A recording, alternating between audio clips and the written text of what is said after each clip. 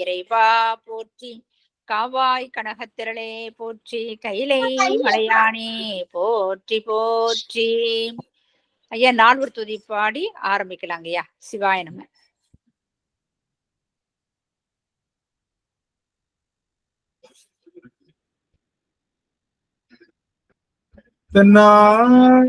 சிவனே போற்றி. எந்நாட்டவர்க்கும் இறைவா போற்றி. காவாய் கனகத்திரளே போற்றி. கைலை மலையானே போற்றி போற்றி. திருச்சிற்றம்பலம். புலியற்கோந்து பொழித்த புகழியற்கோன்களல் போற்றி. ஆலிமிசை கல்மிதப்பில் அனைந்த பிரானடி போற்றி. வாழி திருநாவலூர் வன் தொண்டர் பதம் போற்றி. மூலிமணி திருவாதவூர் திருத்தாள் போற்றி. மூலிமணி திருவாதவூர் திருத்தாள் போற்றி. ஆடல்வல்லான் சொக்கநாதருடைய திருவருளும் அங்கற்கண்ணி மீனாட்சியுடைய திருவருளும் மாணிக்க வாசருடைய குருவருளும் ஒன்றாக சேர்த்து இந்த திருவாசக சிந்தனை அமர்வு என்ற நிலைக்களத்தை நமக்கு பரிசாக தந்திருக்கின்றது. அப்பேற்பட்ட குருவருளையும் திருவருளையும் அடியே மனம் மொழி மெய்களினாலே வழிபாடு செய்கின்றேன். மேலும் இங்கு குழுமி இருக்கக்கூடிய அத்துணை அடியார் பெருமக்களுடைய திருவடி தாமரைகளையும் அடியேன் சென்னிமேல் சூட்டி மகிழ்கின்றேன். சிற்றம்பலம். சிவாயனம் சிவாயனம். சொக்கநாதர்.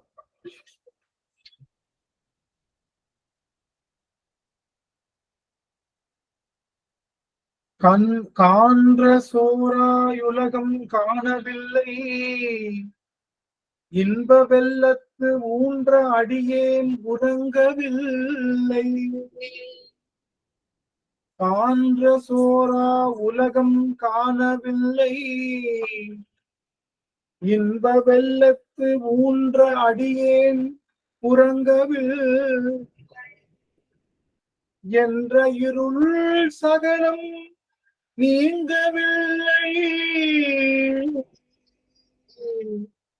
ஏழையேற்கு உந்தன் அருளுருமோ சொக்கனார். ஏழையேற்கு உந்தன் அருளுருமோ சொக்கனார்.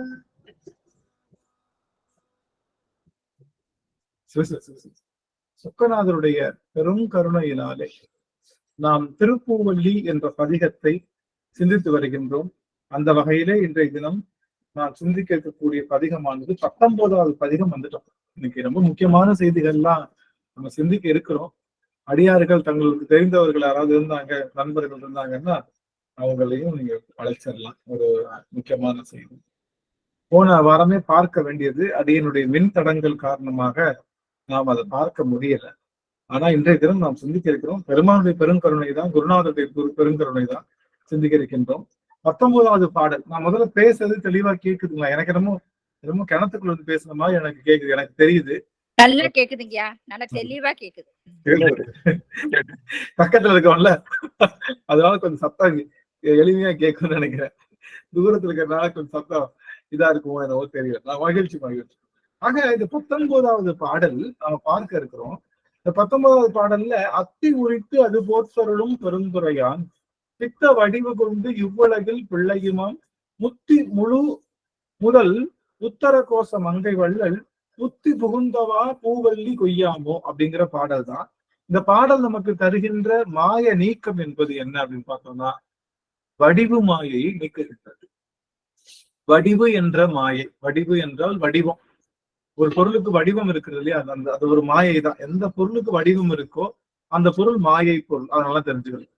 எந்த பொருளுக்கெல்லாம் வடிவம் இருக்கோ அந்த பொருள் தோன்றி நின்று அழிகின்ற ஆற்றலை உடையது. வடிவம் இருக்கக்கூடிய அத்தனை பொருளுமே மாயையினுடைய பொருள். ஆக அந்த மாயையை நமக்கு இங்கே பெருமான் மிகச் சிறப்பாக இங்கே விளக்குவதற்காக காத்திருக்கின்றார். இந்த பாடல் பாடலாம். எனக்கு எப்பவுமே இந்த அந்த ஒரு தடவை சூடு கண்ட பூனை அடுப்பண்டை அண்டாதுன்னு சொல்ற மாதிரி எப்பெல்லாம் ஆரம்பிக்கிறோமோ அப்பெல்லாம் ஐயோ திரும்ப பவர் போயிடுமோ, திரும்ப இங்க வாய்ப்பு கிடையாது, இருந்தாலும் ஒரு எண்ணம் அப்படியே பயம் அந்த மனசுக்குள்ள இருந்துட்டே இருக்கும். அது போல அடியார்களுடைய திருமுக தரிசனம் முதல்ல கிடைச்சிருச்சு அப்படின்னா அடியன் கொஞ்சம் அப்படியே இந்த என்னுடைய ஆன்ம பக்குவம் ஆன்மக்கு பலம் கிடைச்ச மாதிரி இருக்கும். அதனால வாய்ப்பு இருக்கக்கூடிய அடியவர் பெருமக்கள் எங்களுடைய முக தரிசன குறிப்பை எனக்கு கொடுத்தீங்க அப்படின்னா அடியன் பல்காலம் தங்க எல்லாருடைய திருவடியும் பெற்று ரொம்ப மகிழ்ச்சி. உங்க எல்லாருடைய திருவடியும் அடியன் மானசீகமா வீழ்ந்து வணங்குறேன்.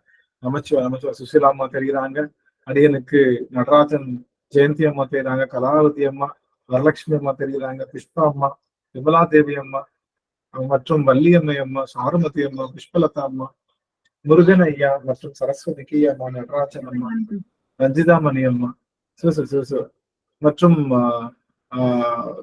நம்முடைய அம்மா கலாவதி அம்மா அவர்கள் திருவடி வணக்கம் திருவடி வணக்கம், வித்யாபதி அம்மா, அனிமோடி அம்மா, மகேஸ்வரி அம்மா, புஷ்பா அம்மா, வேளம்மாள் அம்மா, ஆஹா அதில் அம்மா எல்லாரும் தெரியாங்க. ரொம்ப மகிழ்ச்சி, கண் நிறைந்தது, அடியனுக்கு கண் நிறைந்தது உங்க எல்லாரையும் பார்த்து, வார்த்தைகளே இல்லை. பொன்னுடைய அம்மா ரொம்ப மகிழ்ச்சி. இது ஒண்ணுதான் அடியனுக்கு ஒரு பெரிய ஒரு இந்த ஊதியம், இந்த திருவாசக சிந்தனைக்கு கிடைக்கக்கூடிய ஊதியம் சிவத்தினுடைய சுரூபமாகவே இருக்கக்கூடிய உங்களுடைய திருமுக தரிசனம் தான் அடியனுடைய பெரும் ஊதியமா நினைக்கிறேன். அந்த வகையில் அடியன் தவம் செய்திருக்கேன். ரொம்ப மகிழ்ச்சி. கொஞ்சம் வாய்ஸ் எனக்கு இன்னும் வரவே இல்லை, வெளியிலேயே வரல, என்னன்னு தெரியல. சரி கொஞ்சம் வந்துடும் நினைக்கிறேன். கொஞ்சம் கல்லு சூடானதுக்கு அப்புறம் தோசை ஊத்தாதான் நல்லா ஆகுன்ற மாதிரி கேக்குதுங்களா? எனக்கு என்னமோ என் காது எடுத்திருக்கா இல்ல என்னன்னு தெரியல, எனக்கு என்னமோ அப்படியே உள்ள இருந்து பேசுற மாதிரி. சரி, இப்போ இந்த பாடலை பாடலாம். நம்ம பாடலை பாடுவதற்கு நம்ம அடியாருக்கு கூப்பிடலாம். இன்னைக்கு வந்து புஷ்பா அம்மா இந்த பாடல் பாடுங்க. அத்தி உரித்து இருக்குது. திருச்சிற்றம்பலம். அத்தி உரித்தது போர்த்தருளும் பெருந்துரையான் பித்த வடிவு கொண்டு இவ்வுலகில் பிள்ளையுமாம் முத்தி முழு முதல் உத்தர கோச மங்கை வள்ளல் புத்தி புகுந்தவா பூவல்லி கொய்யாமோ, புத்தி புகுந்தவா பூவல்லி கொய்யாமோ. திருச்சிற்றம்பலம். நடராஜன் சுவாமி ஐயா, நடராஜன் ஐயா அவர்கள் ஐயா பாட்டுங்கய்யா. திருச்சிற்றம்பலம். அத்தி உரித்தது போர்த்தருளும் பெருந்துரையான் பித்த வடிவு கொண்டு இவ்வுலகில் பிள்ளையுமாம் முத்தி முழு முதலு முத்தர கோசமங்கை வள்ளல் புத்தி புகுந்தவா பூவல்லி கொய்யாமோம் முத்தி முழு முதலு கோசமங்கை வள்ளல் புத்தி புகுந்தவா பூவல்லி கொய்யாமோம். திருச்சிற்றம்பலம். நன்றிங்க சுவாமி. சரஸ்வதி கே அம்மா அவர்கள் பாடுறங்க ஐயா. அத்தி உரித்தது போர்த்தருளும் பெருந்துரையான் பித்தடிவு கொண்டு இவ்வுலகில் பிள்ளையுமாம் முத்தி முழு முதல் உத்தர கோச மங்கை வள்ளல் புத்தி புகுந்தவா பூவல்லி கொய்யாமோ. சிறப்பு. ஆக நாம வடிவு மாயையை நீக்குவதற்காக இந்த பாடல் நமக்கு தரப்பட்டது. வடிவு எந்த பொருளுக்கெல்லாம் வடிவம் இருக்கின்றதோ அந்த பொருள்கள் அனைத்துமே மாயையினுடைய தாக்கம்தான். எந்த பொருளுக்கெல்லாம் வடிவம் இருக்கோ அந்த பொருள் அது என்ன ஆகும்? தோன்றும், நிற்கும், மறையும். எந்த பொருளெல்லாம் பகுக்க முடியுதோ, எந்த பொருளெல்லாம் பகுதி விகுதி இத மாதிரி பகுக்க முடியுதோ அந்த பொருளும் தோன்றும், நிற்கும், மறையும். மாயை என்பது என்ன அப்படின்னா இறைவன் கொடுத்த மிகப்பெரிய ஒளி. இறைவன் கொடுத்த மிகப்பெரிய ஒளிதான் மாயை.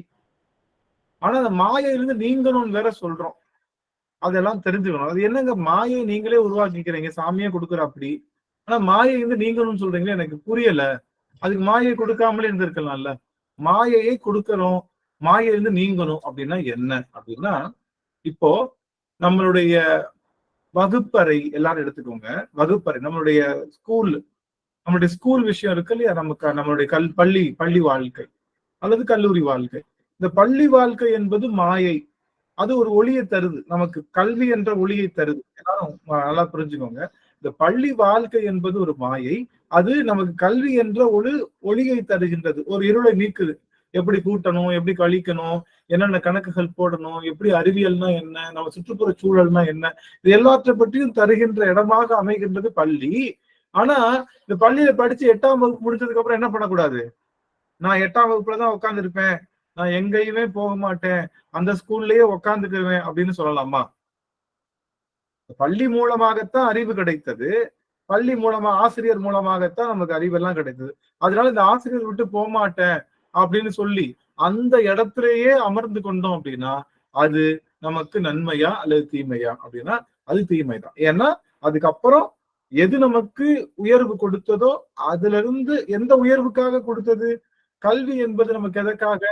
நம்ம அதை பின்பற்றுவதற்காக கிடைத்த ஒரு இடம். அதனால இந்த மாயை என்பதன் மூலமாகத்தான் நமக்கு கிடைத்தாலும் மாயையிலேயே நின்று விடாமல் மாயையிலிருந்து நீங்க வேண்டும். பள்ளி படிச்சாலும், பள்ளிக்கூடம் படிச்சாலும், பள்ளிக்கூடத்தை தாண்டி நம்ம என்ன பார்த்து கல்லூரிக்கு போவோம். கல்லூரிக்கு போவோமா இல்லையா?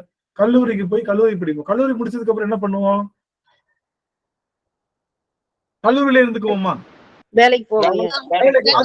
அதுக்கடுத்த படிநிலைக்கு உயரணும், அப்படிதானே? அதுக்கு அடுத்த படிநிலை என்னவோ அதை உயரணும். அப்போ இந்த பள்ளி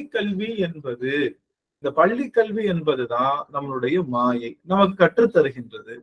அதுல பாஸ் ஃபெயிலு, நமக்கு ஏற்றம் இறக்கம் எல்லாம் இருந்தாலும் அதன் மூலமாக ஒரு தெளிவு ஏற்பட்டு நாம் வெளியே வரும்போது ஒரு முழு முதற் பொருளாக ஒரு குறிப்பிட்ட இடத்துல நம்ம ஒரு பொருளாக வர்றோம். அது போல மாயை என்பது நமக்கு அடிப்படையாக பல ஒளிகளை தருகின்றது.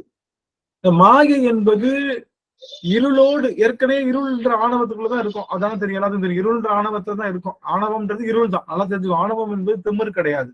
ஆணவம் என்பதற்கு திமிர் என்ற பொருள் கிடையாது. ஆணவம் என்பது இருள் தான்.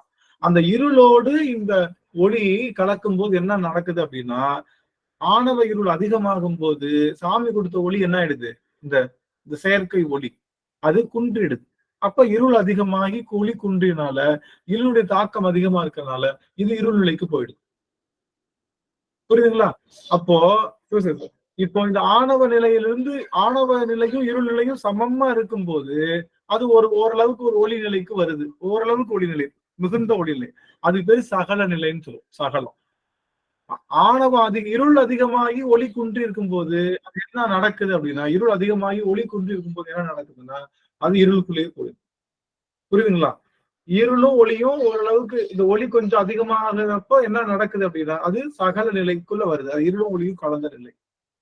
இந்த இருள் குன்றி ஒளி அதிகமாக இருக்கும் போது அது வந்த நிலை சுத்த நிலைன்னு சொல்லுவோம். 3 நிலைக்கு தான் இந்த ஆன்மா போகணும். ஒண்ணு இருள் நிலை, இன்னொன்னு சகல நிலை, இன்னொன்னு சுத்த நிலை. சுத்தம் எல்லாம் நல்லா நோட் பண்ணி வச்சுக்கோங்க. 3 நிலைக்கு தான் நம்ம போறோம். ஒண்ணு இருள் நிலை, இன்னொன்னு சகல நிலை, இன்னொன்னு சுத்த நிலை. சகலம் என்பது என்னன்னா, சகலம் என்பது கருவிகளோடு கலந்து நின்று பெறுகின்ற அறிவு. சகல நிலைன்னு என்னது? கருவிகளோடு கலந்து நின்று பெறுகின்ற அறிவு. இப்ப இப்படி வச்சுக்குவோமா? கருவிகளோடு கலந்து நின்ற அறிவுன்னா நம்ம வாய்ப்பாடை வச்சுக்கிட்டு நம்ம கால்குலேட் பண்ணுவோம். 7 8 எத்தனை சாமி? மல்டிபிளிகேஷன் 7 8 56. டக்குன்னு சொல்றோமா? ஏன் எப்படி சொல்றோம்? 7 8 56 எப்படி சொல்றோம்? பல முறை பயிற்சி செஞ்சிருக்கோம். பல முறை பயிற்சி செஞ்சனால அந்த இப்போ கையில வாய்ப்பாடை எடுத்துக்கிட்டு 7 8 56ன்னு கண்டுபிடிக்கிறது பேரு சகலம். அது தெரிஞ்சவங்க கையில வாய்ப்பாடை வச்சுக்கிட்டு 7 8 56 அப்படின்னு சொல்வது சகலம். கருவிகளோடு வாய்ப்பாடும் தெரியாது, மல்டிபிளிகேஷனும் தெரியாது அப்படின்னு இருக்கிற இடம் இருள் நிலை. அது இருள். சுத்தமா எனக்கு எதுவுமே தெரியாது. எனக்கு வாய்ப்பாடும் தெரியாது, எனக்கு மல்டிபிளிகேஷனும் தெரியாது, பெருக்கல் வாய்ப்பாடும் தெரியாது அப்படின்னு இருக்கிற பேரு இருள்.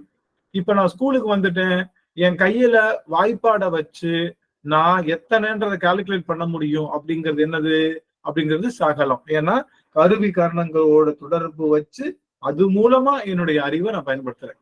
கொஞ்ச நாள் கழிச்சு என்ன பண்ணிருந்தோம்? வாய்ப்பாடை தூக்கி எரிஞ்சிட்டு நாம வாய்ப்பாடே இல்லாம நாம எல்லாத்தையும் சரியா சொல்லணும்.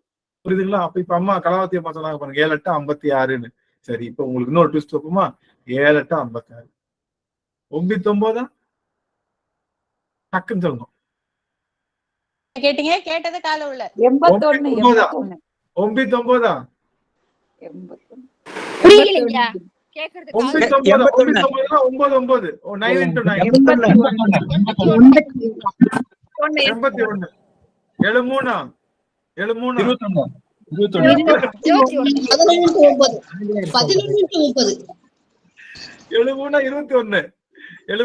சரி.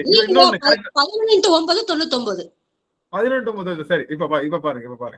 ஐயஞ்சா 5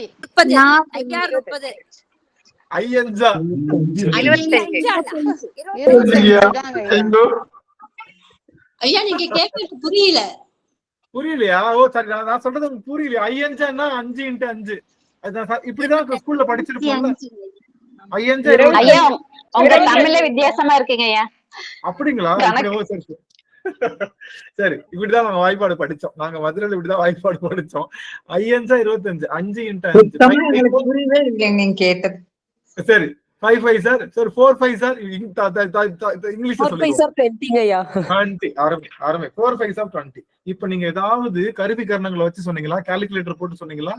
இல்ல வாய்ப்பாட பார்த்து சொன்னீங்களா? பதிவானது. எப்படி பதிவாச்சு? ஏற்கனவே கருவி கரணங்கள் மூலமா படிச்சீங்க இல்ல? போர்டுல எழுதி போட்டோ, இல்ல கையில வாய்ப்பாடு வச்சோ, இல்ல மனப்பாடம் பண்ணியோ படிச்சீங்க. அப்போ கருவி காரணங்கள் இல்லாம நீங்க இப்ப சொல்றீங்க இல்லையா?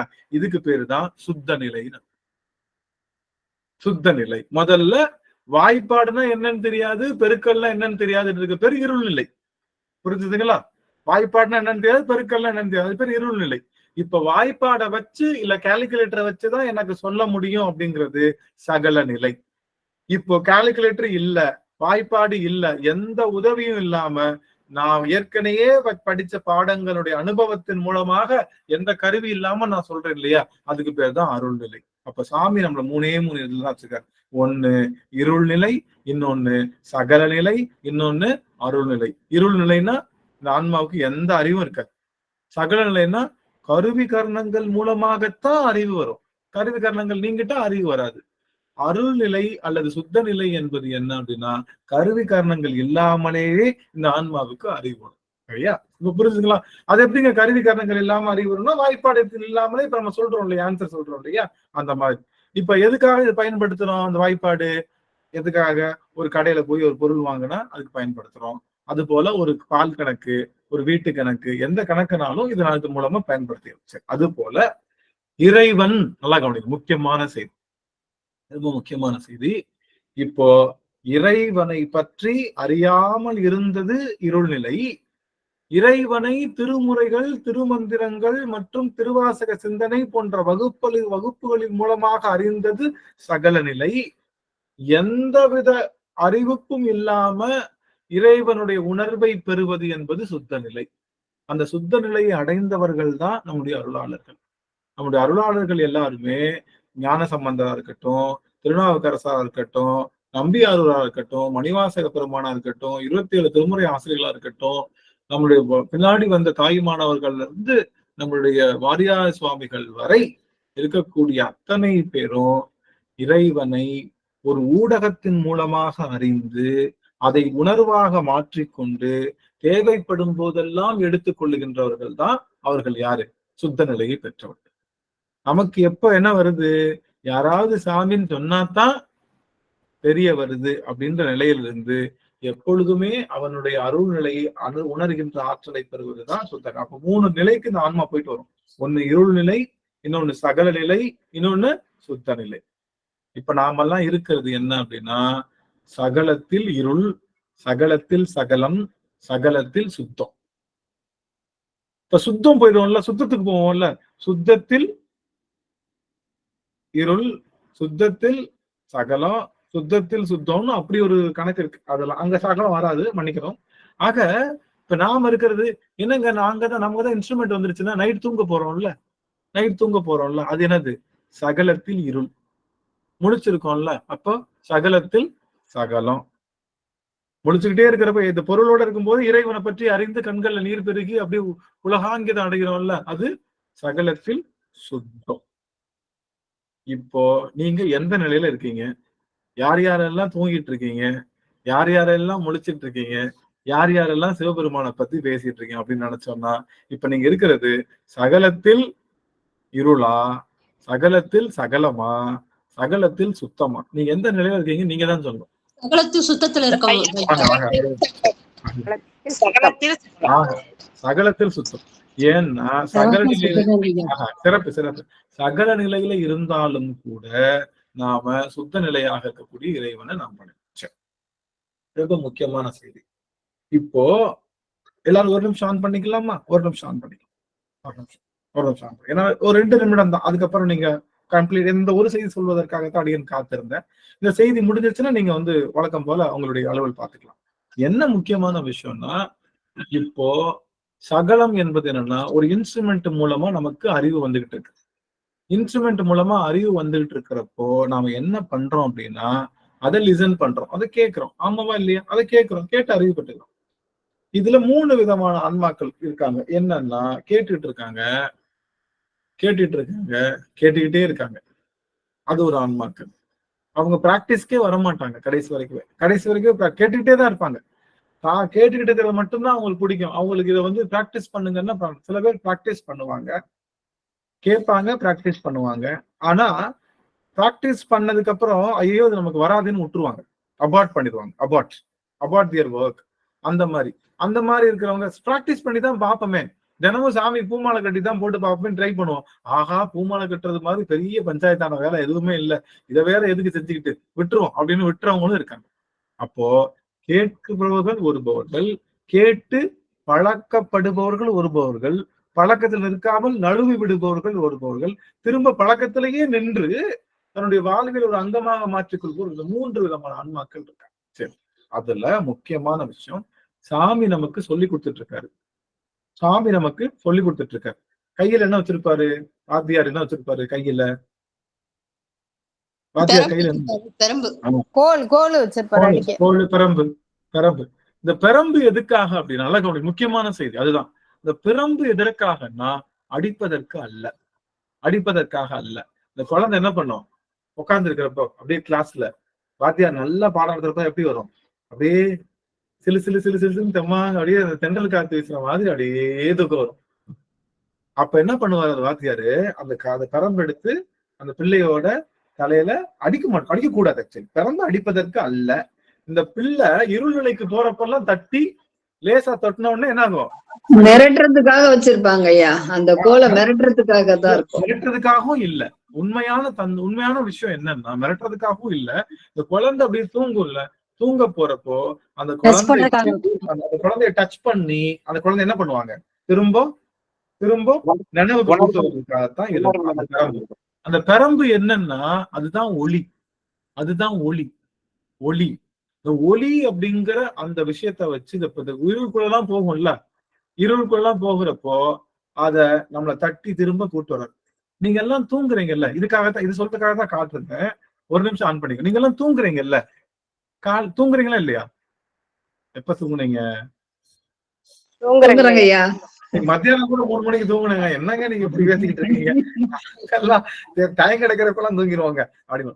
நீங்க தூங்குறீங்கல்ல, தூங்கிட்டு எழுதுறீங்க இல்லையா? அந்த எழுதல் என்பது யார் மூலமா நிகழ்துன்னு நினைக்கிறீங்க? நீங்க பிரயத்தனப்பட்டு எந்திரிக்கிறீங்கன்னு நினைக்கிறீங்களா? நல்லா கவனிக்க, ரொம்ப முக்கியமான செய்தி. இட்லி எல்லாம் ஊத்த நிறுத்திடலாம். 1 நிமிஷம், 60 வினாடி துளிகள். எல்லாம் நம்ம தூங்க போறோம். தூங்கிட்டோம்னா நம்ம கருவி கரணங்கள்லாம் கலண்டுருச்சு, நமக்கு இருள் வந்துருச்சு. இப்போ நம்ம திரும்ப எந்திரிக்கிறோம்ல, இந்த எந்திரிக்கிறதுன்றது நாம முயற்சி செஞ்சு எந்திரிக்கிறோம்னு நினைக்காதீங்க தயவு செய்து. நாம முயற்சி செஞ்சாலும் எந்திரிக்க முடியாது. நாம முயற்சி செஞ்சு எந்திரிக்க முடியும்னா கடைசியா தூங்குறோம்ல ஒரு தூக்கம், நாம முயற்சி செஞ்சு எந்திரிக்கிறது உண்மையா இருந்தா கடைசியா தூக்கம், அந்த தூக்கத்திலிருந்து எந்திரிச்சிருவோம். ஆமாவா இல்லையா? அந்த தூக்கத்திலிருந்து எந்திரிச்சிருவோம். நம்ம முயற்சி இருந்தா, நம்ம முயற்சினால முழிக்க முடியும் அப்படின்ற கான்செப்ட் இருந்தது அப்படின்னா, நம்ம முயற்சினால முழிக்க முடியும்ன்ற கான்செப்ட் இருந்ததுன்னா, நீங்க எல்லாரும் கடைசி தூக்கம் தூங்குறோம்ல, அப்ப நாமளே முழிச்சுக்குவோம். ஆனா அப்ப நம்மளால முழிக்க முடியல. அப்போ இருளுக்குள்ள போன நம்மள ஒரு ஒளி என்ற பிரம்பினாலே தொட்டு நம்மை மீண்டும் அந்த சகநிலைக்கு கொண்டு வருவது ஆசிரியனாக இருக்கக்கூடிய குருநாதராக இருக்கக்கூடிய சிவபெருமான் தான். அவன் தொட்டு உசுப்பாத வரைக்க நாம என்ன பண்ண மாட்டோம், திரும்ப வர முடியாது. அவனு கணக்கு வச்சிருக்கான், நீங்க எல்லாரும் திரும்ப முழிக்கணும். எத்தனை மணிக்கு நாம எல்லாம் நினைச்சிட்டு இருக்கோம், நம்ம வைக்கிற அலாம் மட்டும்தான் அவனை எழுப்புதுன்னு நினைக்கிறோம். நம்ம வைக்கிற அலாம் இருக்கு இல்லையா, ஆக்சுவலி அலாம் வச்சு எந்திரிக்க கூடாது, தெரியும்ல. அலாம் வச்சு எந்திரிக்கவே கூடாது. அலாம் வச்சு எந்திரிக்கிறது மாதிரி ஒரு கொடுமையான தீமையான செயல் இந்த உடலுக்கு ஒண்ணுமே இல்லை. அலாம் என்பது நம்மளா மனசுக்குள்ள பயாலஜிக்கலா செட் ஆனது, வெளியே அலாம் நம்ம எந்திரிக்க கூடாது. சரி, அதெல்லாம் விட்டுறலாம். இப்போ எப்படி ஸ்கூல்ல உட்கார்ந்துக்கிற குழந்தை கிளாஸ் எடுக்கிறப்ப அப்படியே சொக்குன உடனே தன்னுடைய பிறம்பினாலே குழந்தைய அப்படி தட்டி குழந்தைய முழுகிய வச்சு திரும்ப கவனிக்க வைக்கிறது போல, இந்த உலகவியல்ல இருந்து உங்க கருவி கரணங்கள், உங்க இன்ஸ்ட்ருமெண்ட் எல்லாமே கலன்ற உடனே இருளுக்குள்ள போன உங்களை திரும்ப தொட்டு ஒளி என்ற பிறம்பினாலே தொட்டு உங்களை என்ன பண்ண ஆரம்பிச்சுட்டாங்க, திரும்பவும் கூட்டு வர்றதுக்கு பேருதான் மாயையிலிருந்து நீக்கு. நல்லா கவனிச்சிருக்கோம். ஒரு செய்தி என்ன அப்படின்னா, அப்போ ஒவ்வொரு நாளும் நாம் முழிப்பது என்பது நம்மள குருநாதர் தட்டி எழுப்பியிருக்காருன்னு நினைச்சோம். எவ்வளவு பெரிய நினைச்சு பாருங்க. நீ கண் முழிக்கும் போது குருநாதருடைய பிறந்து உங்க நெற்றி போட்டுல இருக்குன்னு அர்த்தம். எவ்வளவு பெரிய ஆனந்தம். குருநாதராகிய சிவபெருமானுடைய பிறந்து உங்க நெற்றியில இருக்குன்னு அர்த்தம். அதனாலதான் நீங்க திரும்ப இயல்பு நிலைக்கு வர்றீங்க. முழிச்சதுக்கு அப்புறம் சில பிள்ளைங்க என்ன பண்ணும், வாத்தியார் கிளாஸ் எடுத்தாருன்னா கிளாஸை கவனிக்காம என்ன பண்ணும், பக்கத்துல இருக்கிற பிள்ளையோட பேசிட்டு இருக்கே, உனக்கு தெரியுமா நேத்தான் வெளியில மாங்காய் பத்த விட்டாங்களே, எனக்கு மட்டும் உப்பு போடாம விட்டாங்க, உனக்கு தெரியுமா, உனக்கு அதை காட்டிட்டு போய் நமக்கு போறப்ப உப்பு வாங்கிக்கலாம், இல்ல செஞ்சுக்கலாம். இதெல்லாம் பேசிட்டு முக்கியமான விஷயம் போயிட்டு இருக்கோம். ஆனா நம்ம பேசுறது மாங்காய் பத்த, நெல்லிக்காய், இந்த மாதிரி விஷயங்களை பேசிட்டு நேத்து என்ன படம் பார்த்தோம், இதெல்லாம் இன்ட்ரெஸ்டிங்கா பேசிட்டு இருக்கோம். அது போல நாம உலகத்துல வந்ததுக்கு அப்புறம் என்ன பண்ணிட்டு இருக்கோம், இந்த தேவையில்லாத பொருள் என்ன, இறைவனை தவிர தேவையில்லாத பொருளை பத்தி பேசி, இறைவனை தவிர அவன் தான் நம்மளை உசுப்பி விட்டான், அவன் தான் நம்மளை அவன் உசுப்பலன்னா நம்ம எனக்கு எந்திரிச்சிக்கவே முடியாது. ஆனா அவனுக்காக இல்லாம, அவனை பத்தி இல்லாம மற்ற பொருள்கள் மேலேயே நம்ம பேசி எதுக்காக வந்தோமோ, பள்ளிக்கூடத்துக்கு படிச்சு ஃபர்ஸ்ட் மார்க் வாங்கறதுக்கு வந்தோம். ஆனா நம்ம சாப்பிட்டுட்டு இருக்கிறது மாங்காய் பத்தையும் நெல்லிக்காயும் மற்ற உணவு பொருள்களும் சாப்பிட்டுக்கிட்டு ஜாலி பண்ணிட்டு இருக்கோம். நேற்று பார்த்த படத்தை பத்தி பேசிக்கிட்டு ஜாலி பண்ணுவோம். அது நமக்கு முக்கியமா இல்ல. அப்போ அதை புரிஞ்சுக்கிட்டோம் அப்படின்னா நல்ல பிள்ளை என்ன பண்ணும், முழிப்பு வந்ததுக்கு அப்புறம் டீச்சர் சொல்றத சரியா கவனிக்க ஆரம்பிக்கும். கவனிச்சதுக்கு அப்புறம் அதை பயிற்சி செய்ய ஆரம்பிக்கும். பயிற்சி செஞ்சதுக்கு அப்புறம் எந்த இன்ஸ்ட்ருமெண்டே இல்லாம, புத்தகமும் இல்லாம, எதுவுமே இல்லாம தனக்குள்ள அதை ஏத்திக்கும். இததான் நாம செய்ய போறோம்.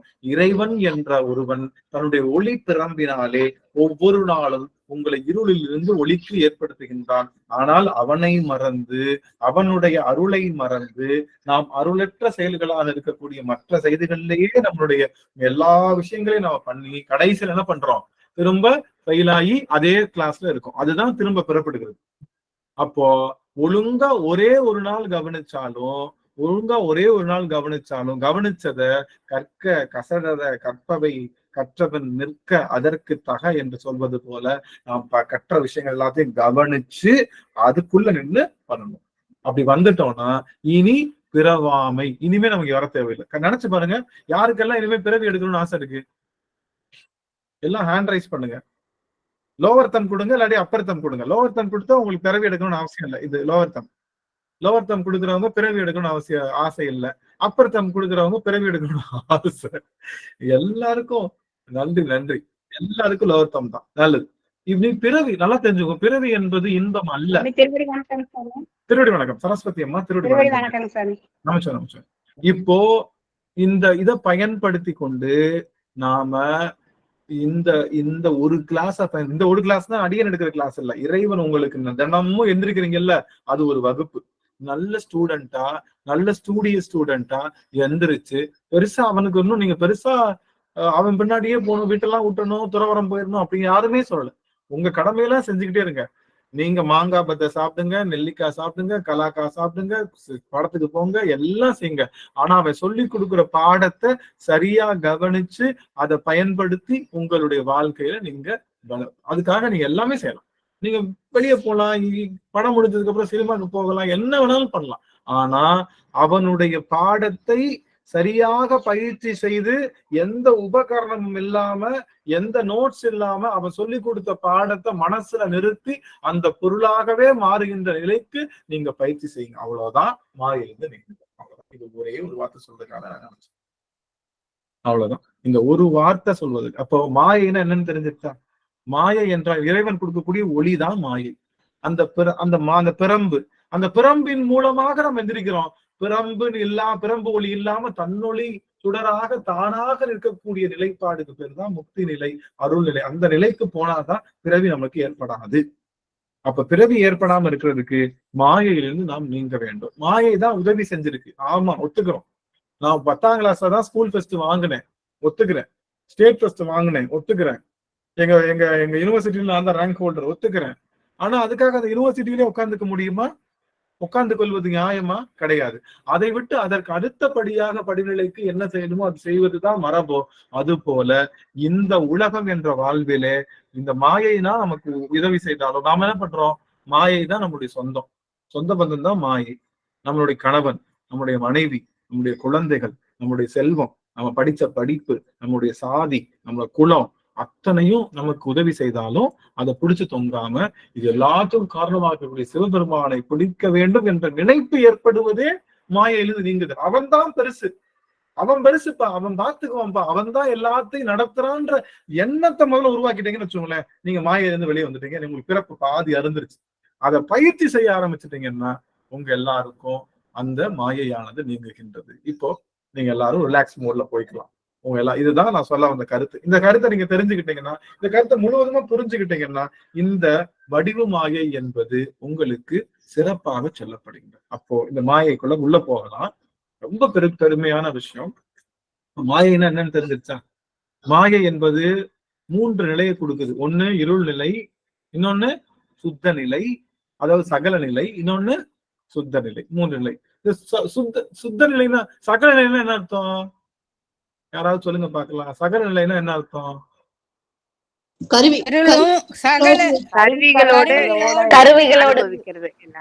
அருமை அருமை. கருவிகளோடு கலந்து நின்று அறிவை பெறுகின்றது என்னது?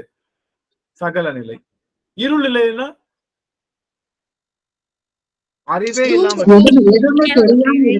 கருவிகளும் இல்லாம எதுவுமே இல்லாம இருக்கிறது இருள் நிலை. எந்த கருவி இருக்காது, அறிவு இருக்காது, அது பேர் இருள் நிலை.